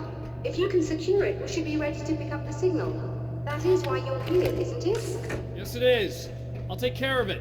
Before you go, if you have the time, I'd appreciate if you came up here and explained a few things.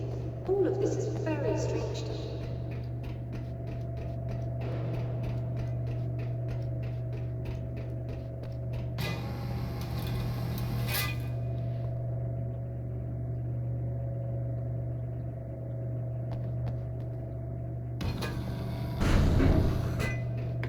Hello. I don't quite know what's going on, but I seem to remember having had this encounter before.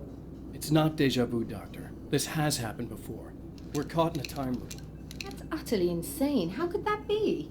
I can't really explain it. I suppose I could call it magic. I don't believe in magic. Neither do I, but I can't argue with what I've experienced.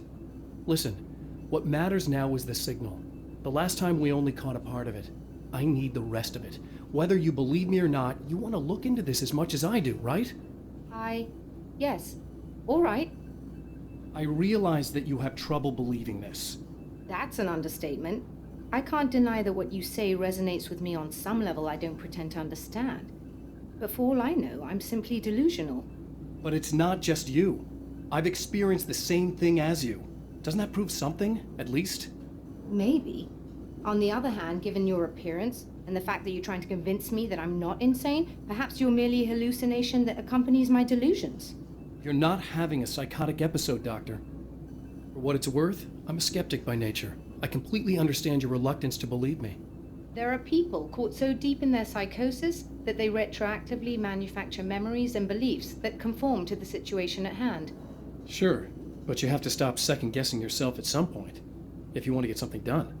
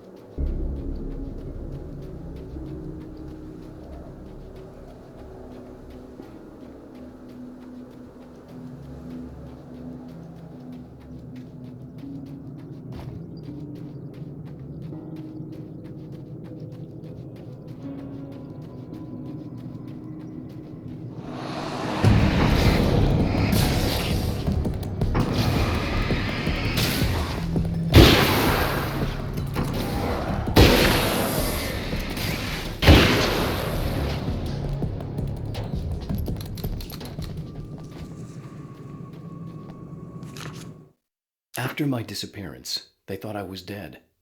I might as well have been. I know it's been 2 years. I know Alice has moved on. I've tried to find a way back to her, back to my life, but escaping the dark place is almost impossible. Time does strange things here, but dreams and radio signals can pierce the veil between the worlds. I catch glimpses and echoes of the world. Sometimes I send messages out. I can only pray that they hear them.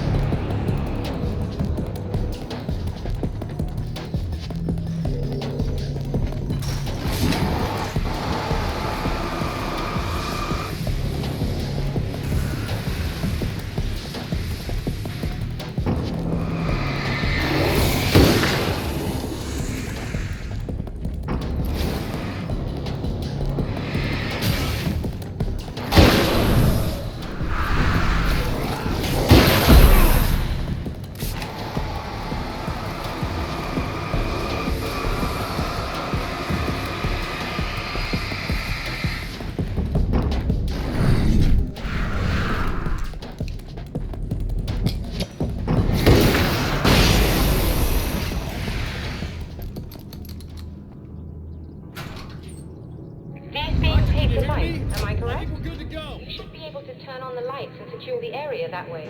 All right. I'll start looking for the signal. Please, come back.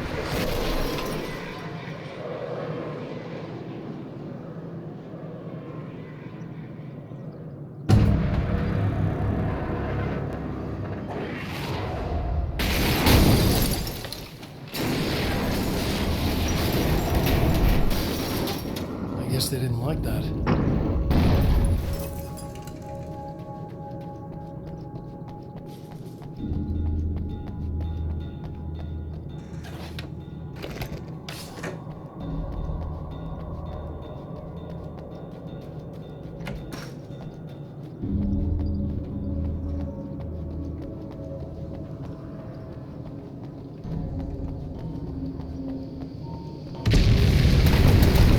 Mountain's trying to kill me.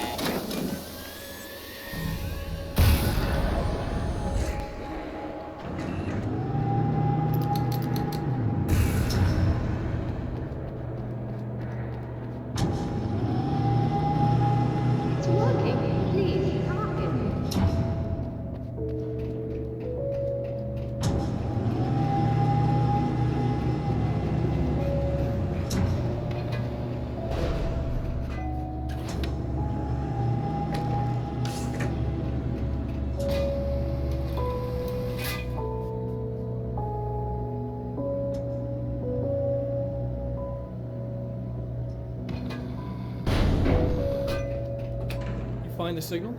Yes, I don't think it's quite the same thing we had, the last time. Still, we're definitely picking it up. Are we getting the complete signal now? I'm afraid not. Take a look at it yourself. I'm printing out a hard copy now. I'd like to ask you a question or two before that, though, if you don't mind. What's on your mind, Doctor? Most people would find these events extremely disturbing, provided that they survive these creatures, that is. You seem to be quite adept at dealing with the situation. Why is that? Yes, I was involved in... It's a complex story. I was in this small town, and a horrible thing from another dimension kidnapped my wife and manipulated me into writing this horror story that came true. I learned to fight it with light, and I managed to contain it and free my wife. But I was trapped in its world. Are you serious? Absolutely. So, I'm used to reality working in strange or even impossible ways. And I fought these things, not exactly like this, but close enough for a good while now. Of course, I have certain advantages. Was there anything else? What did you mean when you said you have advantages? At the risk of sounding like a lunatic, reality is much more fluid than people think. It can be influenced. I didn't take you for a mystic. I'm not. I'm a writer. And under certain conditions, I can, for lack of a better word, rewrite reality, change things, That's absurd. but it works. Assuming I believe this, why don't you simply, I don't know, write yourself some superpowers? It's not quite that simple. You need to follow certain laws of drama, I suppose. You need to think about consistency and symbolism. Often what you write isn't anywhere near as important as what you imply. There are things out there that will take advantage of your mistakes. You really believe in this? Don't look at me like that. You've experienced some of this yourself. I will gladly admit that something exceedingly strange is going on. But this idea that you're somehow altering reality with your writing is ridiculous. You're essentially saying you're controlling my actions. Leaving aside the rational arguments against this, what gives you the right? Well, it's more like having a destiny, a path you're on. You're not aware of it, but there it is. If somebody changes it, what difference does it make? It's what every writer does. If you write something that affects one of the characters, they don't really know about that. I'm not a character. Are you saying that it's all right to take advantage of someone if they aren't aware of it? Look, all I meant was that if you're genuinely making all your own decisions, and those decisions lead to whatever destiny you have, what practical difference does it make? I suppose that depends on whether our destinies are determined by things like physics and probabilities, or natural reality, which is presumably neutral and impartial, or by some kind of an intelligence. If it's the latter, that intelligence makes choices based on some criteria. If we suffer as a result of those choices, there's a moral and ethical element involved, regardless of whether we're aware of its manipulations. Wouldn't you agree? You're taking this very well. I thought you'd be hangry. I suppose I would be if I thought you could actually do this. Another printout. Another signal fragment. The message is still not complete, but it's another piece of the weapon he has built against his adversary. Mere words on a piece of paper, but in the right hands, they will hold back the darkness.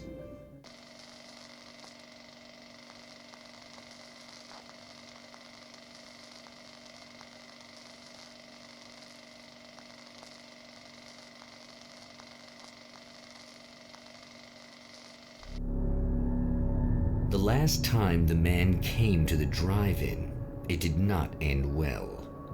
He hopes to avoid that fate this time. He hopes that what he has brought with him to this place is enough.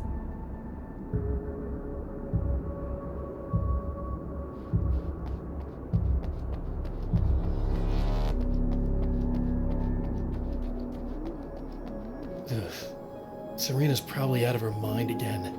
But I'm gonna need that key so I can get the power back on.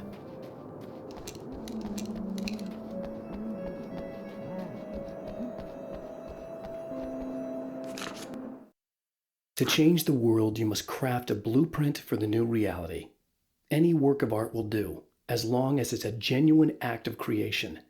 That's what the energies of the dark place respond to. The results may be subtle and perplexing, or far-ranging and momentous. My area of expertise, the written word, gives much more precise results than music or interpretive dance would, for instance. But words can be extremely dangerous. What you define may become reality, but so can that which you imply, even if you don't realize you're doing so.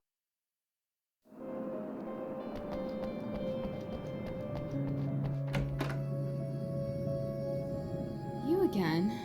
I'm really just here to get the keys so I can get the power back on. Do you want to hold me down? It's okay. I know you like that. Yeah, I'll just grab the keys. I could be like your wife, little wifey, waiting at home for hubby. Or you could be the mailman, or the neighbor. I'm already married to someone who isn't crazy, thanks. I'm just gonna go and get the power back on. Aww. Look, I may or may not be back. I have the access code to the booth already, so once the power is on... You should totally come see me. We could have fun. You know. We'll see how it goes.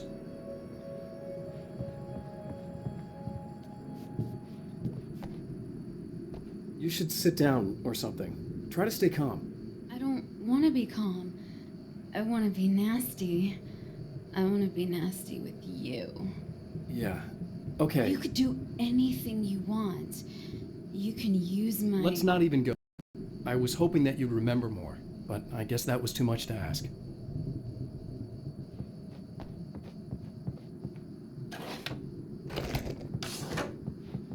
I was about to do the weather, but I see we have a caller. Hey, you're on the air with Eddie. What's up? Hey, Eddie, it's Ricky. You talked about fate before. You think about that a lot? Not a lot, to be honest, but I take it you do.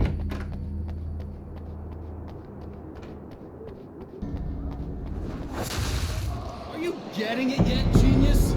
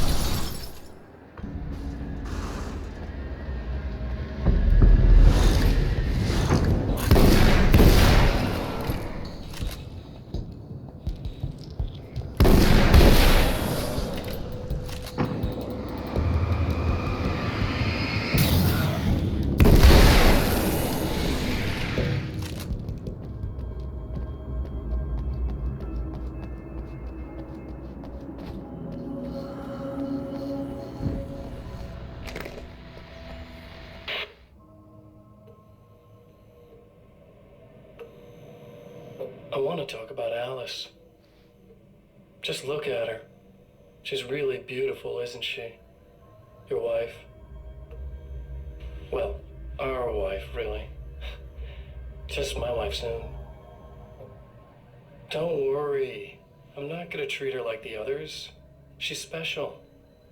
If I wanted her dead, she would be. I've been around for a while now. So talented. You haven't seen her new work, of course. Oh, it takes my breath away. Really, she's that good.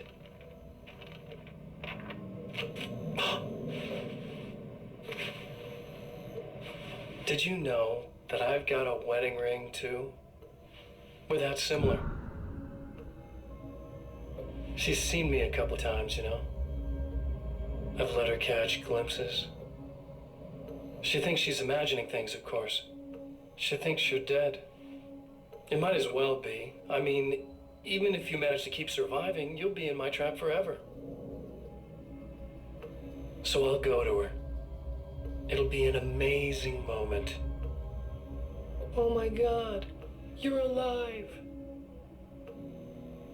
I'll be the good, loving husband for as long as I can stand it. She'll love it.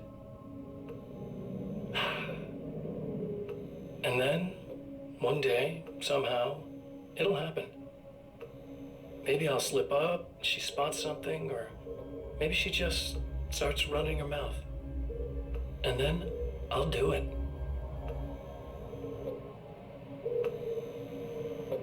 It's gonna be sweet.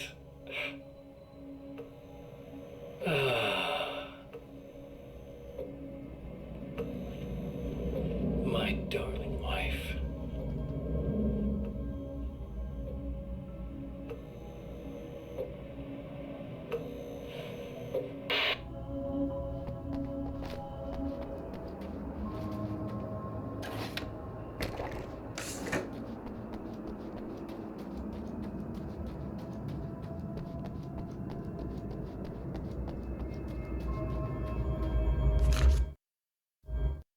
It's obvious that for all his power, Mr.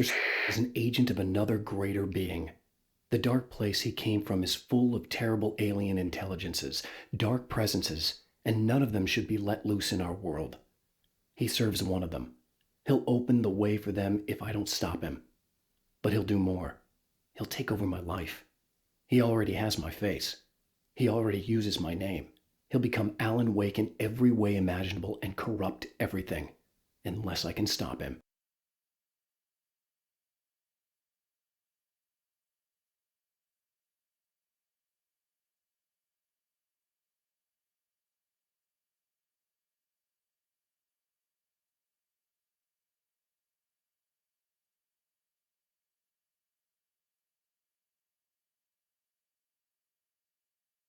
You're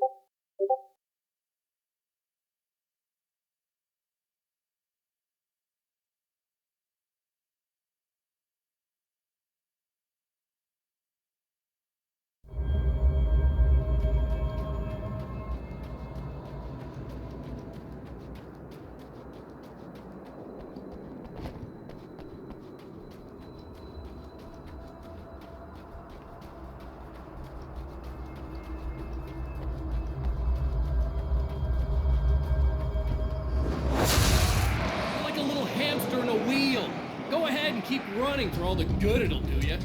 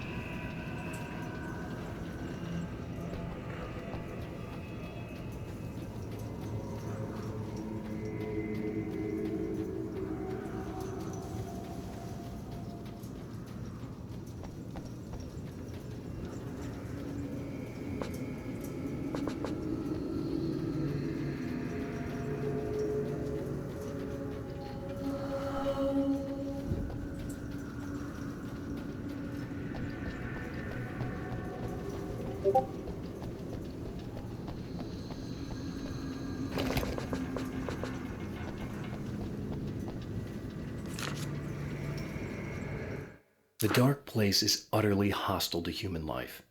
It eats at your mind, wants you to succumb to madness. Your own thoughts can turn against you. Every shadow conceals a threat that attacks at the slightest sign of weakness. You're under endless assault. Every day is a struggle for survival. But I've learned to take care of myself. I focus on Alice, our life together, my need to be with her. That takes me a long way in the dark place. As long as I have my gun and the flashlight.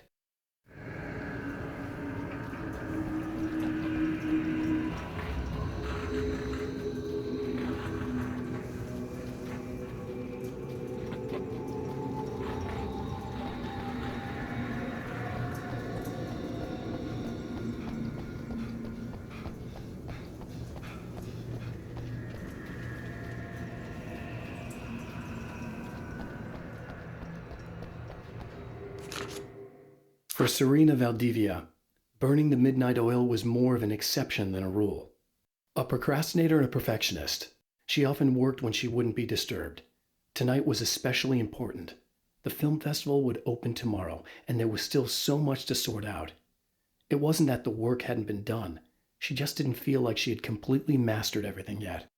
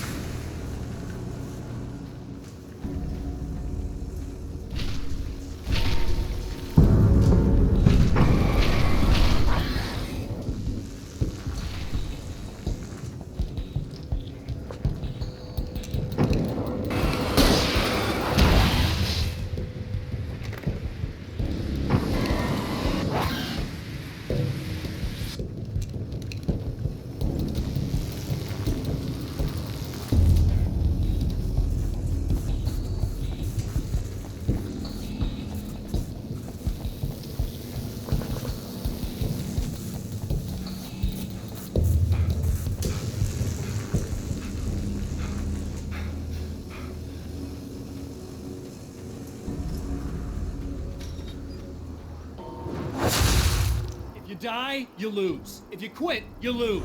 If you make it to the end of the loop, you still lose. Sucker.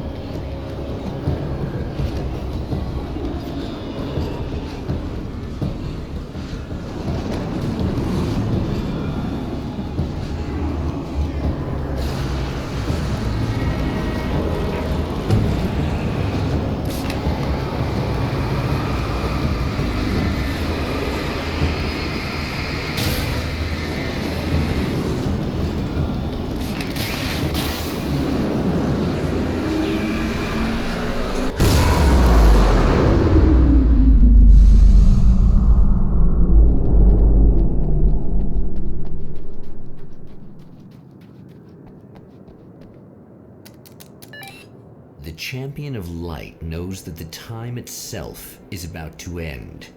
At least for him. He can feel the dead end rushing towards him. But there is time to act. Incomplete or not, he has the weapon. I don't have the whole thing, but maybe it's enough.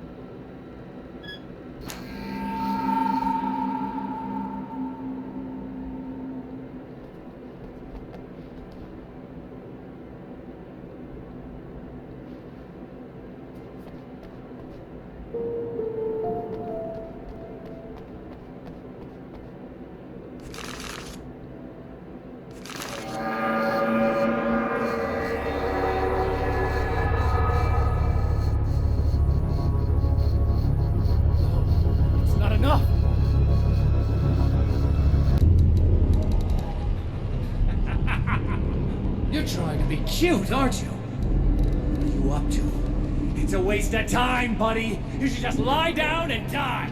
Let me take over. This is the only thing you've got coming to you.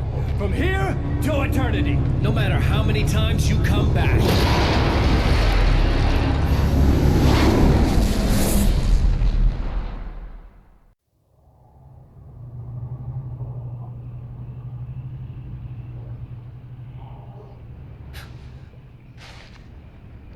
Time folds back on itself. Again, his senses scream as the very impossibility of what is happening assaults them. But the Champion of Light endures.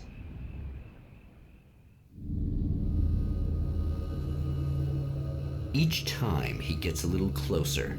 Each time another detail falls into place.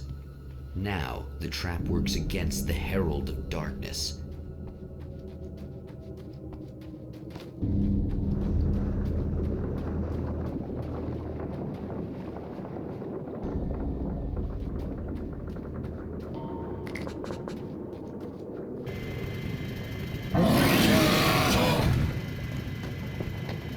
Holy shit! What are you, the King Hillbilly?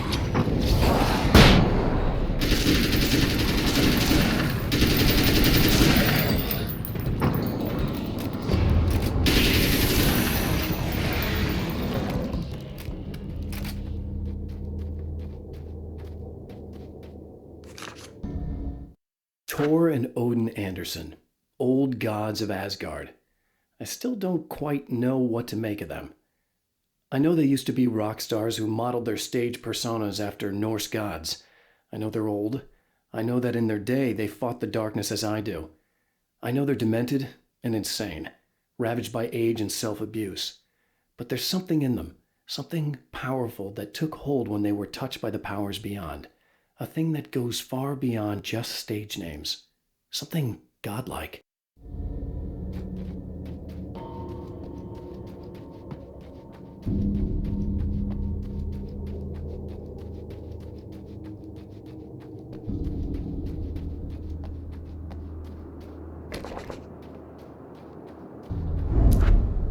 Right on cue, bubbling to the surface from untold depths, the horrors.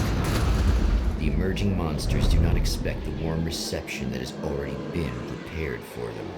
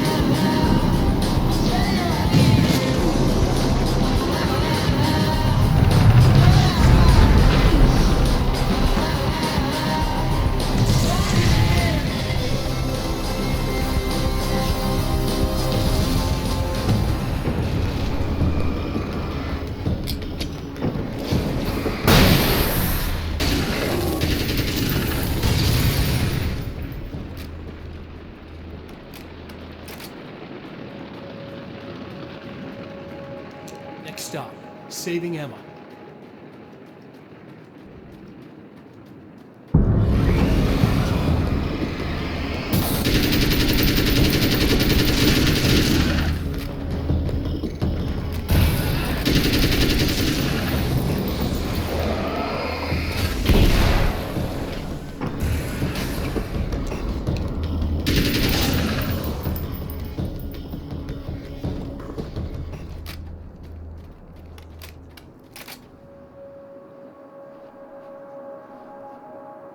So, one morning I was running. It was in the fall. It's about 6 o'clock in the morning. It was the sun was just coming up.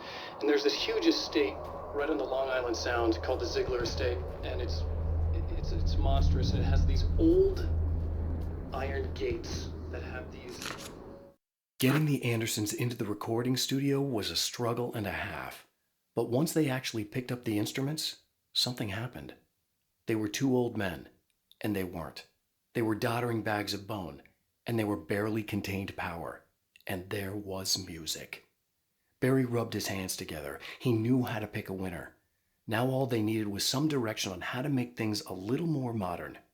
Barry had never produced a thing in his life, but he knew what he liked. He knew Balance Slays the Demon was going to be a hit. There's very, very sharp. But it's, acres and acres of land. Is it bad that this time I just went, oh, he's gonna be right along to Not as long as I show up, I guess.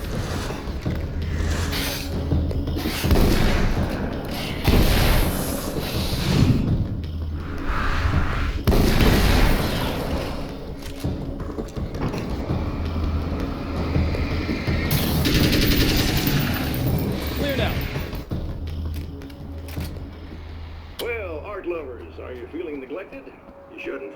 You know Eddie Rodman's got love for you, which is why I have seen the darkness twist flesh into new shapes before, but encountering these giants is an extremely disturbing experience. It's as if the genre has been switched on me. There's something out of Pulp Fiction. Twice as tall as normal men and stronger than forklifts, their lumbering gait and slow-witted demeanor brings to mind some kind of mean-spirited caricature of a feeble-minded hillbilly. Now, as I'm sure you all know, the annual Night Springs Visual Art Show is coming around again, and that's a big deal for all of us. Yeah, thanks for saving me again. I'd hate to die before I'm scheduled to be murdered. I guess I have you to thank for setting everything up at the oil derrick. Yeah, well, I figured that if we were going to go over this again, we might as well try to be smart about it, huh? I appreciate it. You took a big chance doing that. You okay? What do you think? I've died twice.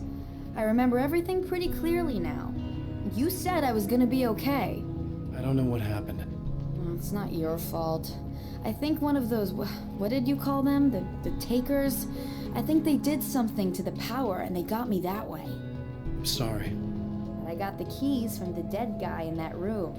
And I'm not handing them over until you do something about this. I'm sick of getting killed. Fair enough.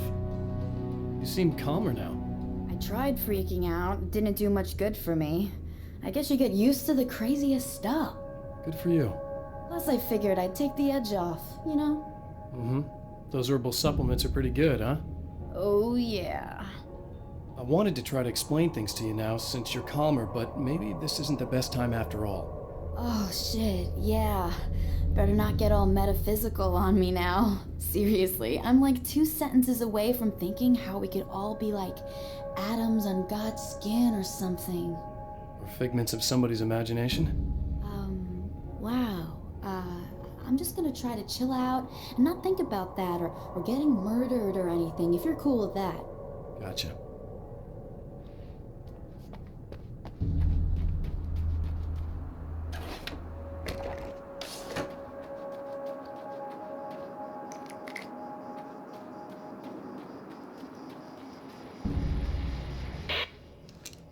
So I've been thinking about Barry. I don't know what to do about him yet. I mean, I'm not gonna keep him around, that's for sure. Al? Ugh, little parasite. Your best friend. Really? That's the best you can do?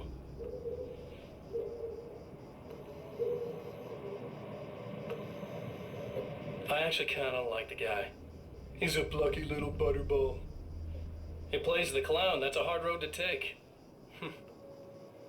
But I don't need him sticking his fat face in my business. Did you know he's been hanging out with the sheriff from that shitty little town? They keep in touch. Barry's about the only guy who insists that you're not dead. How about that?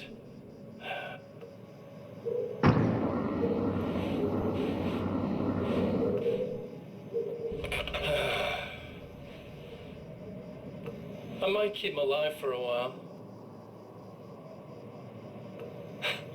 Just to see him go to pieces when I fire his ass. Yeah. Yeah.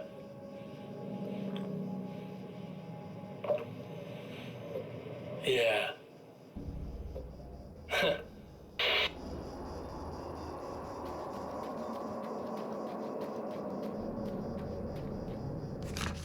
Emma wasn't sure exactly when the man arrived at the motel, but from what she could tell, the party started almost immediately. It was infectious, spreading from one room to another. He was mercurial, almost as if he was flickering through the scene, telling a joke here, throwing an insult there, oozing sex and violence and excitement. She had never seen someone like this before. He looked at her and smiled, and she felt her heart flutter a little. She knew he was the kind of man mothers warn their daughters about, but she told herself it didn't matter.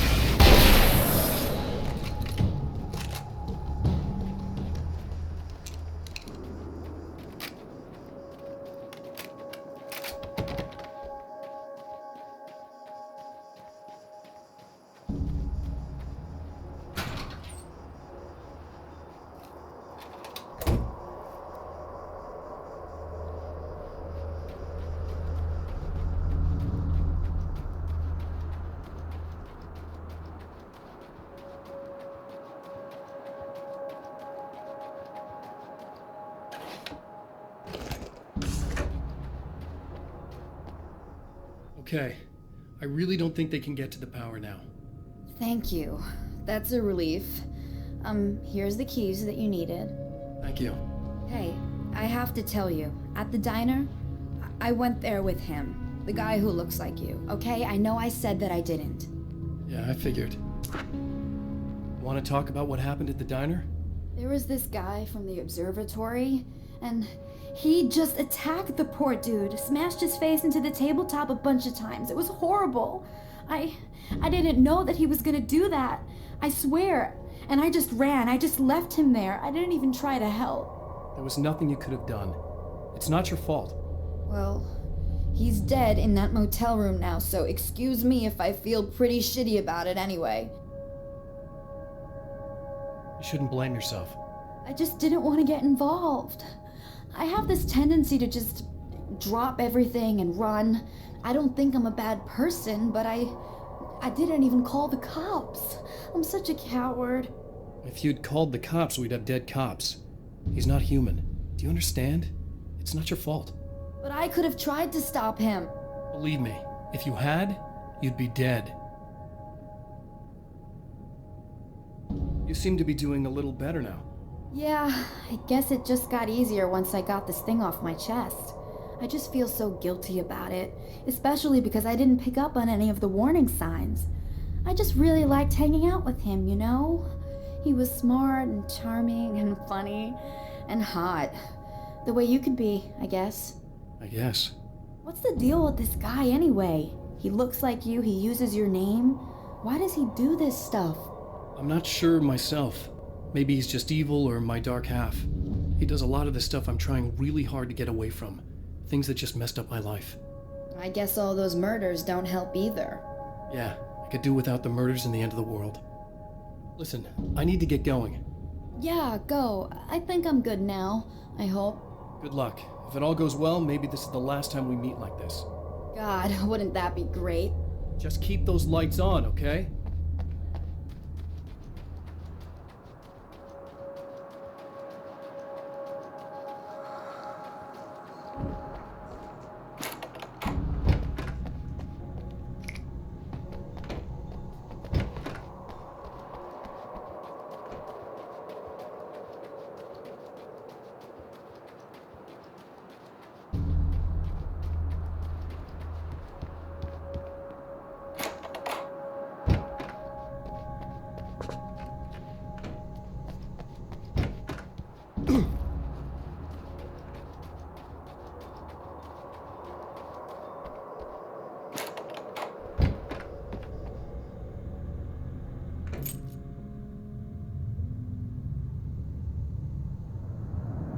The fate of countless individuals hangs in the balance, threatened by the machinations of the Herald of Darkness. And yet, for a moment, the Champion of Light breathes a little easier. He has saved one life. For this moment, it is enough. And soon, perhaps, he can put an end to this.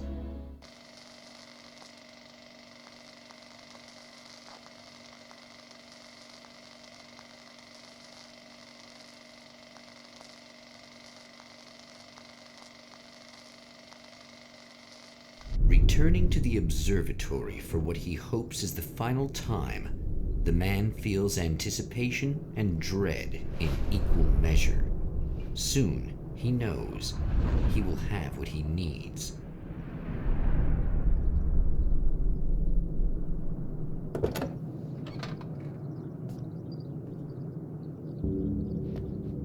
Hello, I was expecting you. I've already taken care of the imaging array, but you should still look into securing the primary coolant flow. With some luck, you may be able to light the area before these things even show up. Thanks for tuning in for the second part of our interview with Serena Valdivia and award-winning photographer Alice Wake. Now, Alice, we were talking about your...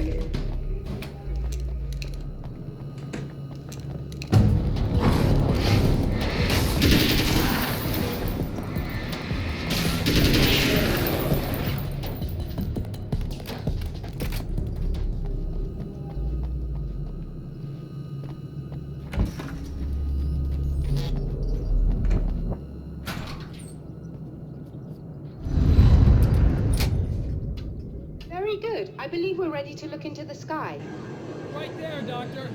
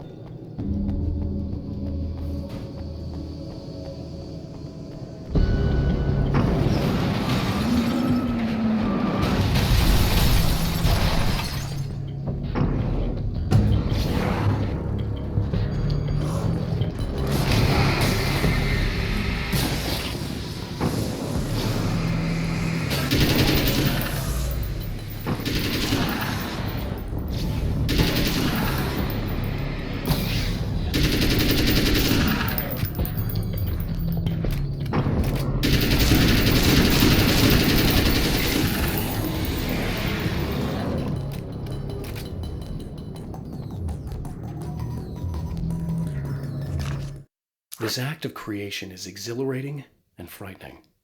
Subtext and symbols loom eager to take effect. Causality and consequence become domino chains that stretch into infinity.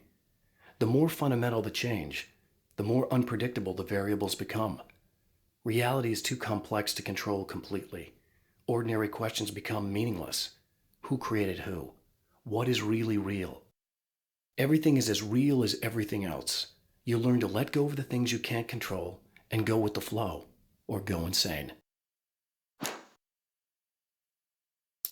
The film noir poster reminded me of Alex Casey, the detective's cool exterior never cracking even with the gun pointed in his face. In the back room, all the lights had been turned off, except for the lone spotlight which illuminated the bright red fire extinguisher on the wall.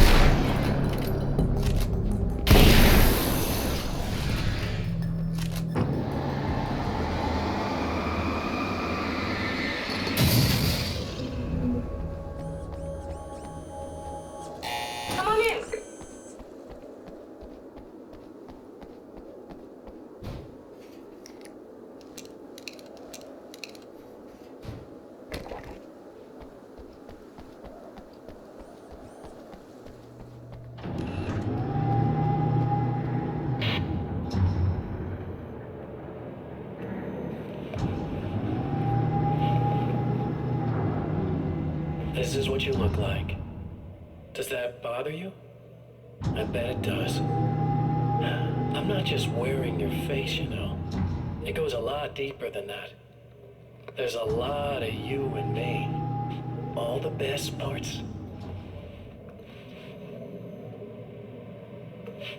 At first, I was just an idea. But they kept telling all those stories about you. You already had that rep. And then you disappeared mysteriously. And then the stories about bad, crazy Alan Wake came true. And here I am. That's the best part, isn't it? When that happens, you can always count on Cauldron Lake.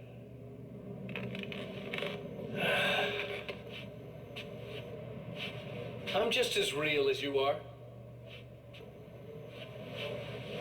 And I'm the improved version. No fears, no doubt, no weaknesses, no self-deception here. I don't let anything drag me down.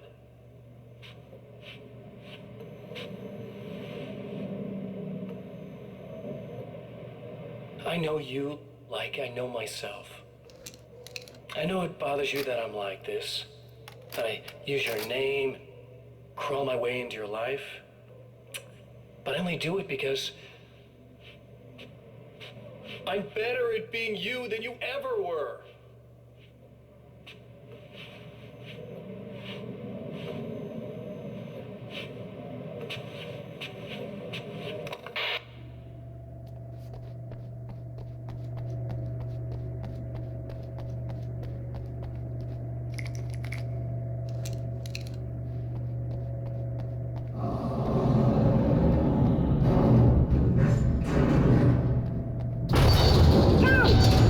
Protect the telescope.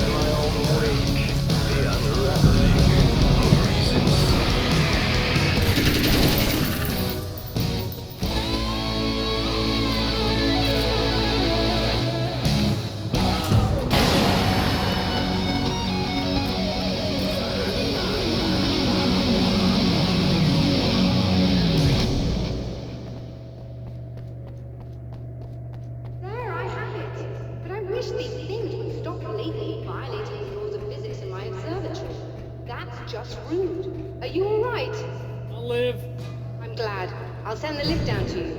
I remember our previous encounters very clearly now, but technically, if this really is a loop in time, we've never met before.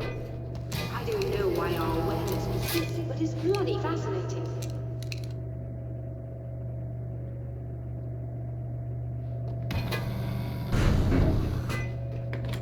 Doctor? You know, I know physicists who would give 15 years of their lives for a chance to experience something like this. I'd imagine that being stalked by horrible axe murderers would curb their enthusiasm a little. Clearly you've never met hardcore physicists. I'm glad you're in such good spirits, but... Signal! Yes, it's completed. Finally. If all goes well, this should be the last time we go through the loop. You know, I just realized that I don't have any memory of what happens after you leave. What does that mean? I don't think it means anything. If everything goes well, you just keep going. I don't show up here like this again, no more bad guys. Things go back to normal. Let's hope you're right. I'd love the opportunity to look into this in more detail. Looks like you've accepted the situation. I'm a pragmatist. If this is a delusion, at least my first psychotic episode is anything but boring. Really, Mr. Wake, at the end of the day, I'm a scientist. I love mysteries. I love not knowing. Whatever else this might be, it's absolutely fascinating. I wonder how far this reaches. Is everybody in the world experiencing this? Who knows? I think reality's probably pretty fragile right now. Doctor, I can see you're very enthusiastic about this. I'd appreciate a bit of discretion. Are you suggesting that we should suppress this? No. You can do what you like, but I want you to leave me out of it. But surely, with the things you know, the things you've experienced, you can replicate any of these results. We could... Let me be blunt. If you drag me into this, I'll deny everything. I'll lie like my life depended on it. And writers are damn good liars. Word of advice. This is things man was not meant to know territory. You get into this, chances are you'll open up a door into a world of hurt. Believe me, I know. I see. In a strange way, he feels at ease. He is armed with his own words, and when the time comes, they will be enough or they will not. For now, he's content to let the currents take him toward the final confrontation.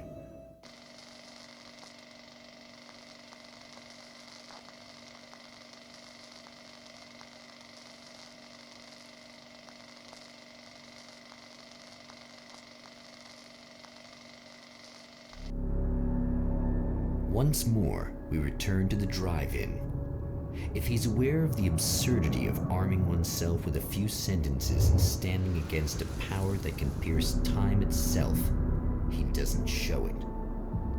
The man has his share of weaknesses, perhaps more, but cowardice is not among them.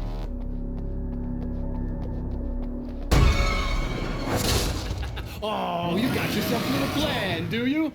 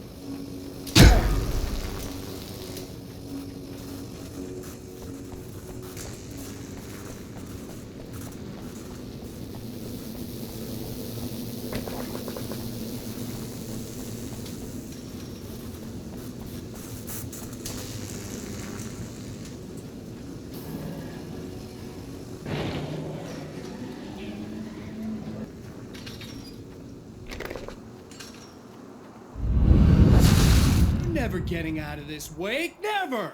Don't worry. I'll take care of your wife and your life.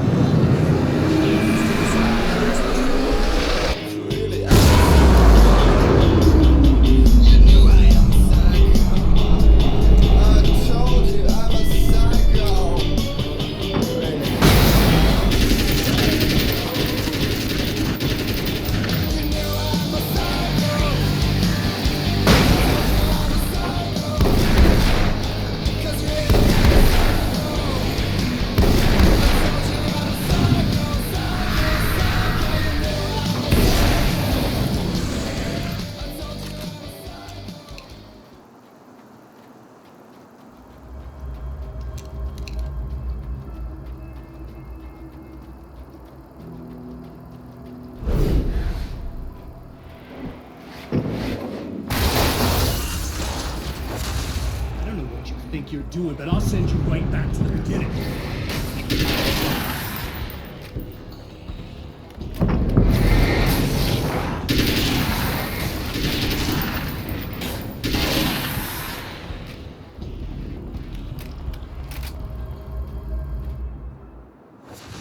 What? You think whatever it is you're gonna do is gonna make a difference? This'll end up just like before!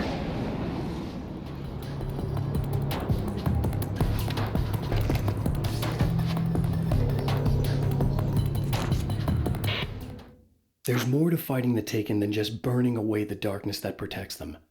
When I'm fighting for my life, I find myself slipping into a state of intense concentration that makes the beam of my flashlight seem more powerful and focused. I used to think it was just my imagination, something brought on by the adrenaline and fear of death, but now I'm not so sure. I've been touched by powers that I can't begin to truly comprehend, and they've left a mark.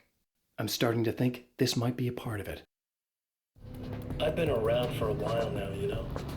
Well, you've been indisposed, stuck in the darkness. I've been busy.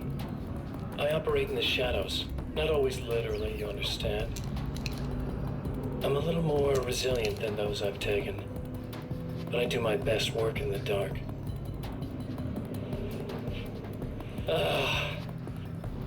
And there's so much darkness out there. It goes deep, and the things that live in it are fast, big bastards. They don't mind getting a little bit of elbow room. All that chaos and madness, it doesn't really do that much down there. It's like pouring a glass of water into the ocean, right? But up here, yeah, you can really make an impact. All they need is someone to bring them all the way through. But first, I had to take care of you. You party pooper. You're stuck in an eternal cycle now. The sun's never coming up for you. Everything else?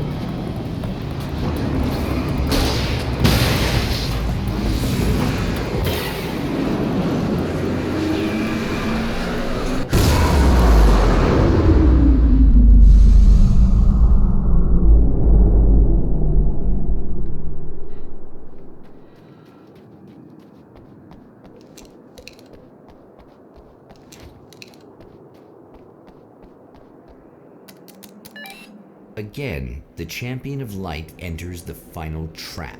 The new reality is almost here. All he needs to do is change the details of the scene, push it past the breaking point, and the rest will snap into place.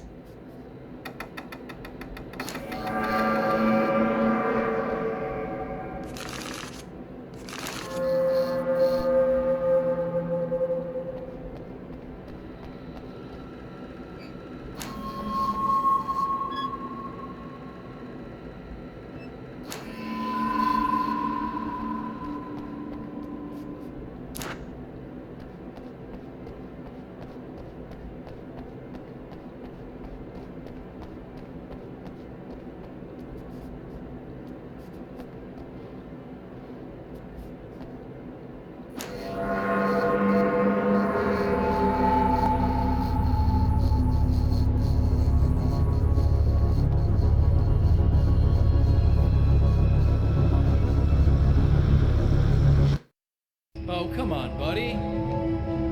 Why don't you... What? What is this? No! No!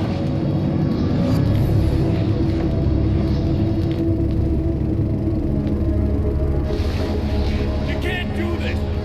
All I did was take the things you always wanted and never had the balls to go for. It's my turn now. It's my life. It's my life.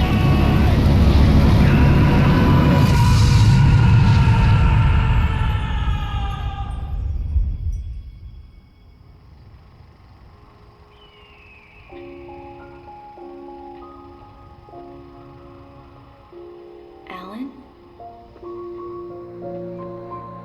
Is it really you? It's really me. How?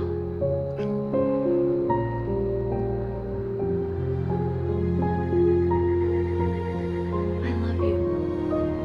I love you.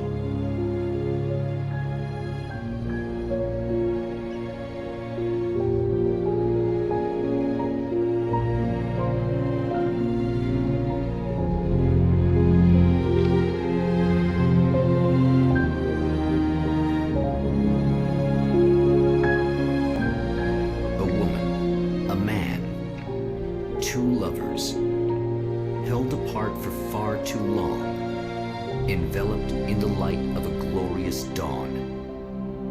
They both feel it. He's home at last. Are these actual events, or merely a dream? A memory, or a glimpse of what is to come? One thing is certain. This scene takes place in another time and another place, far, far away from Night Springs.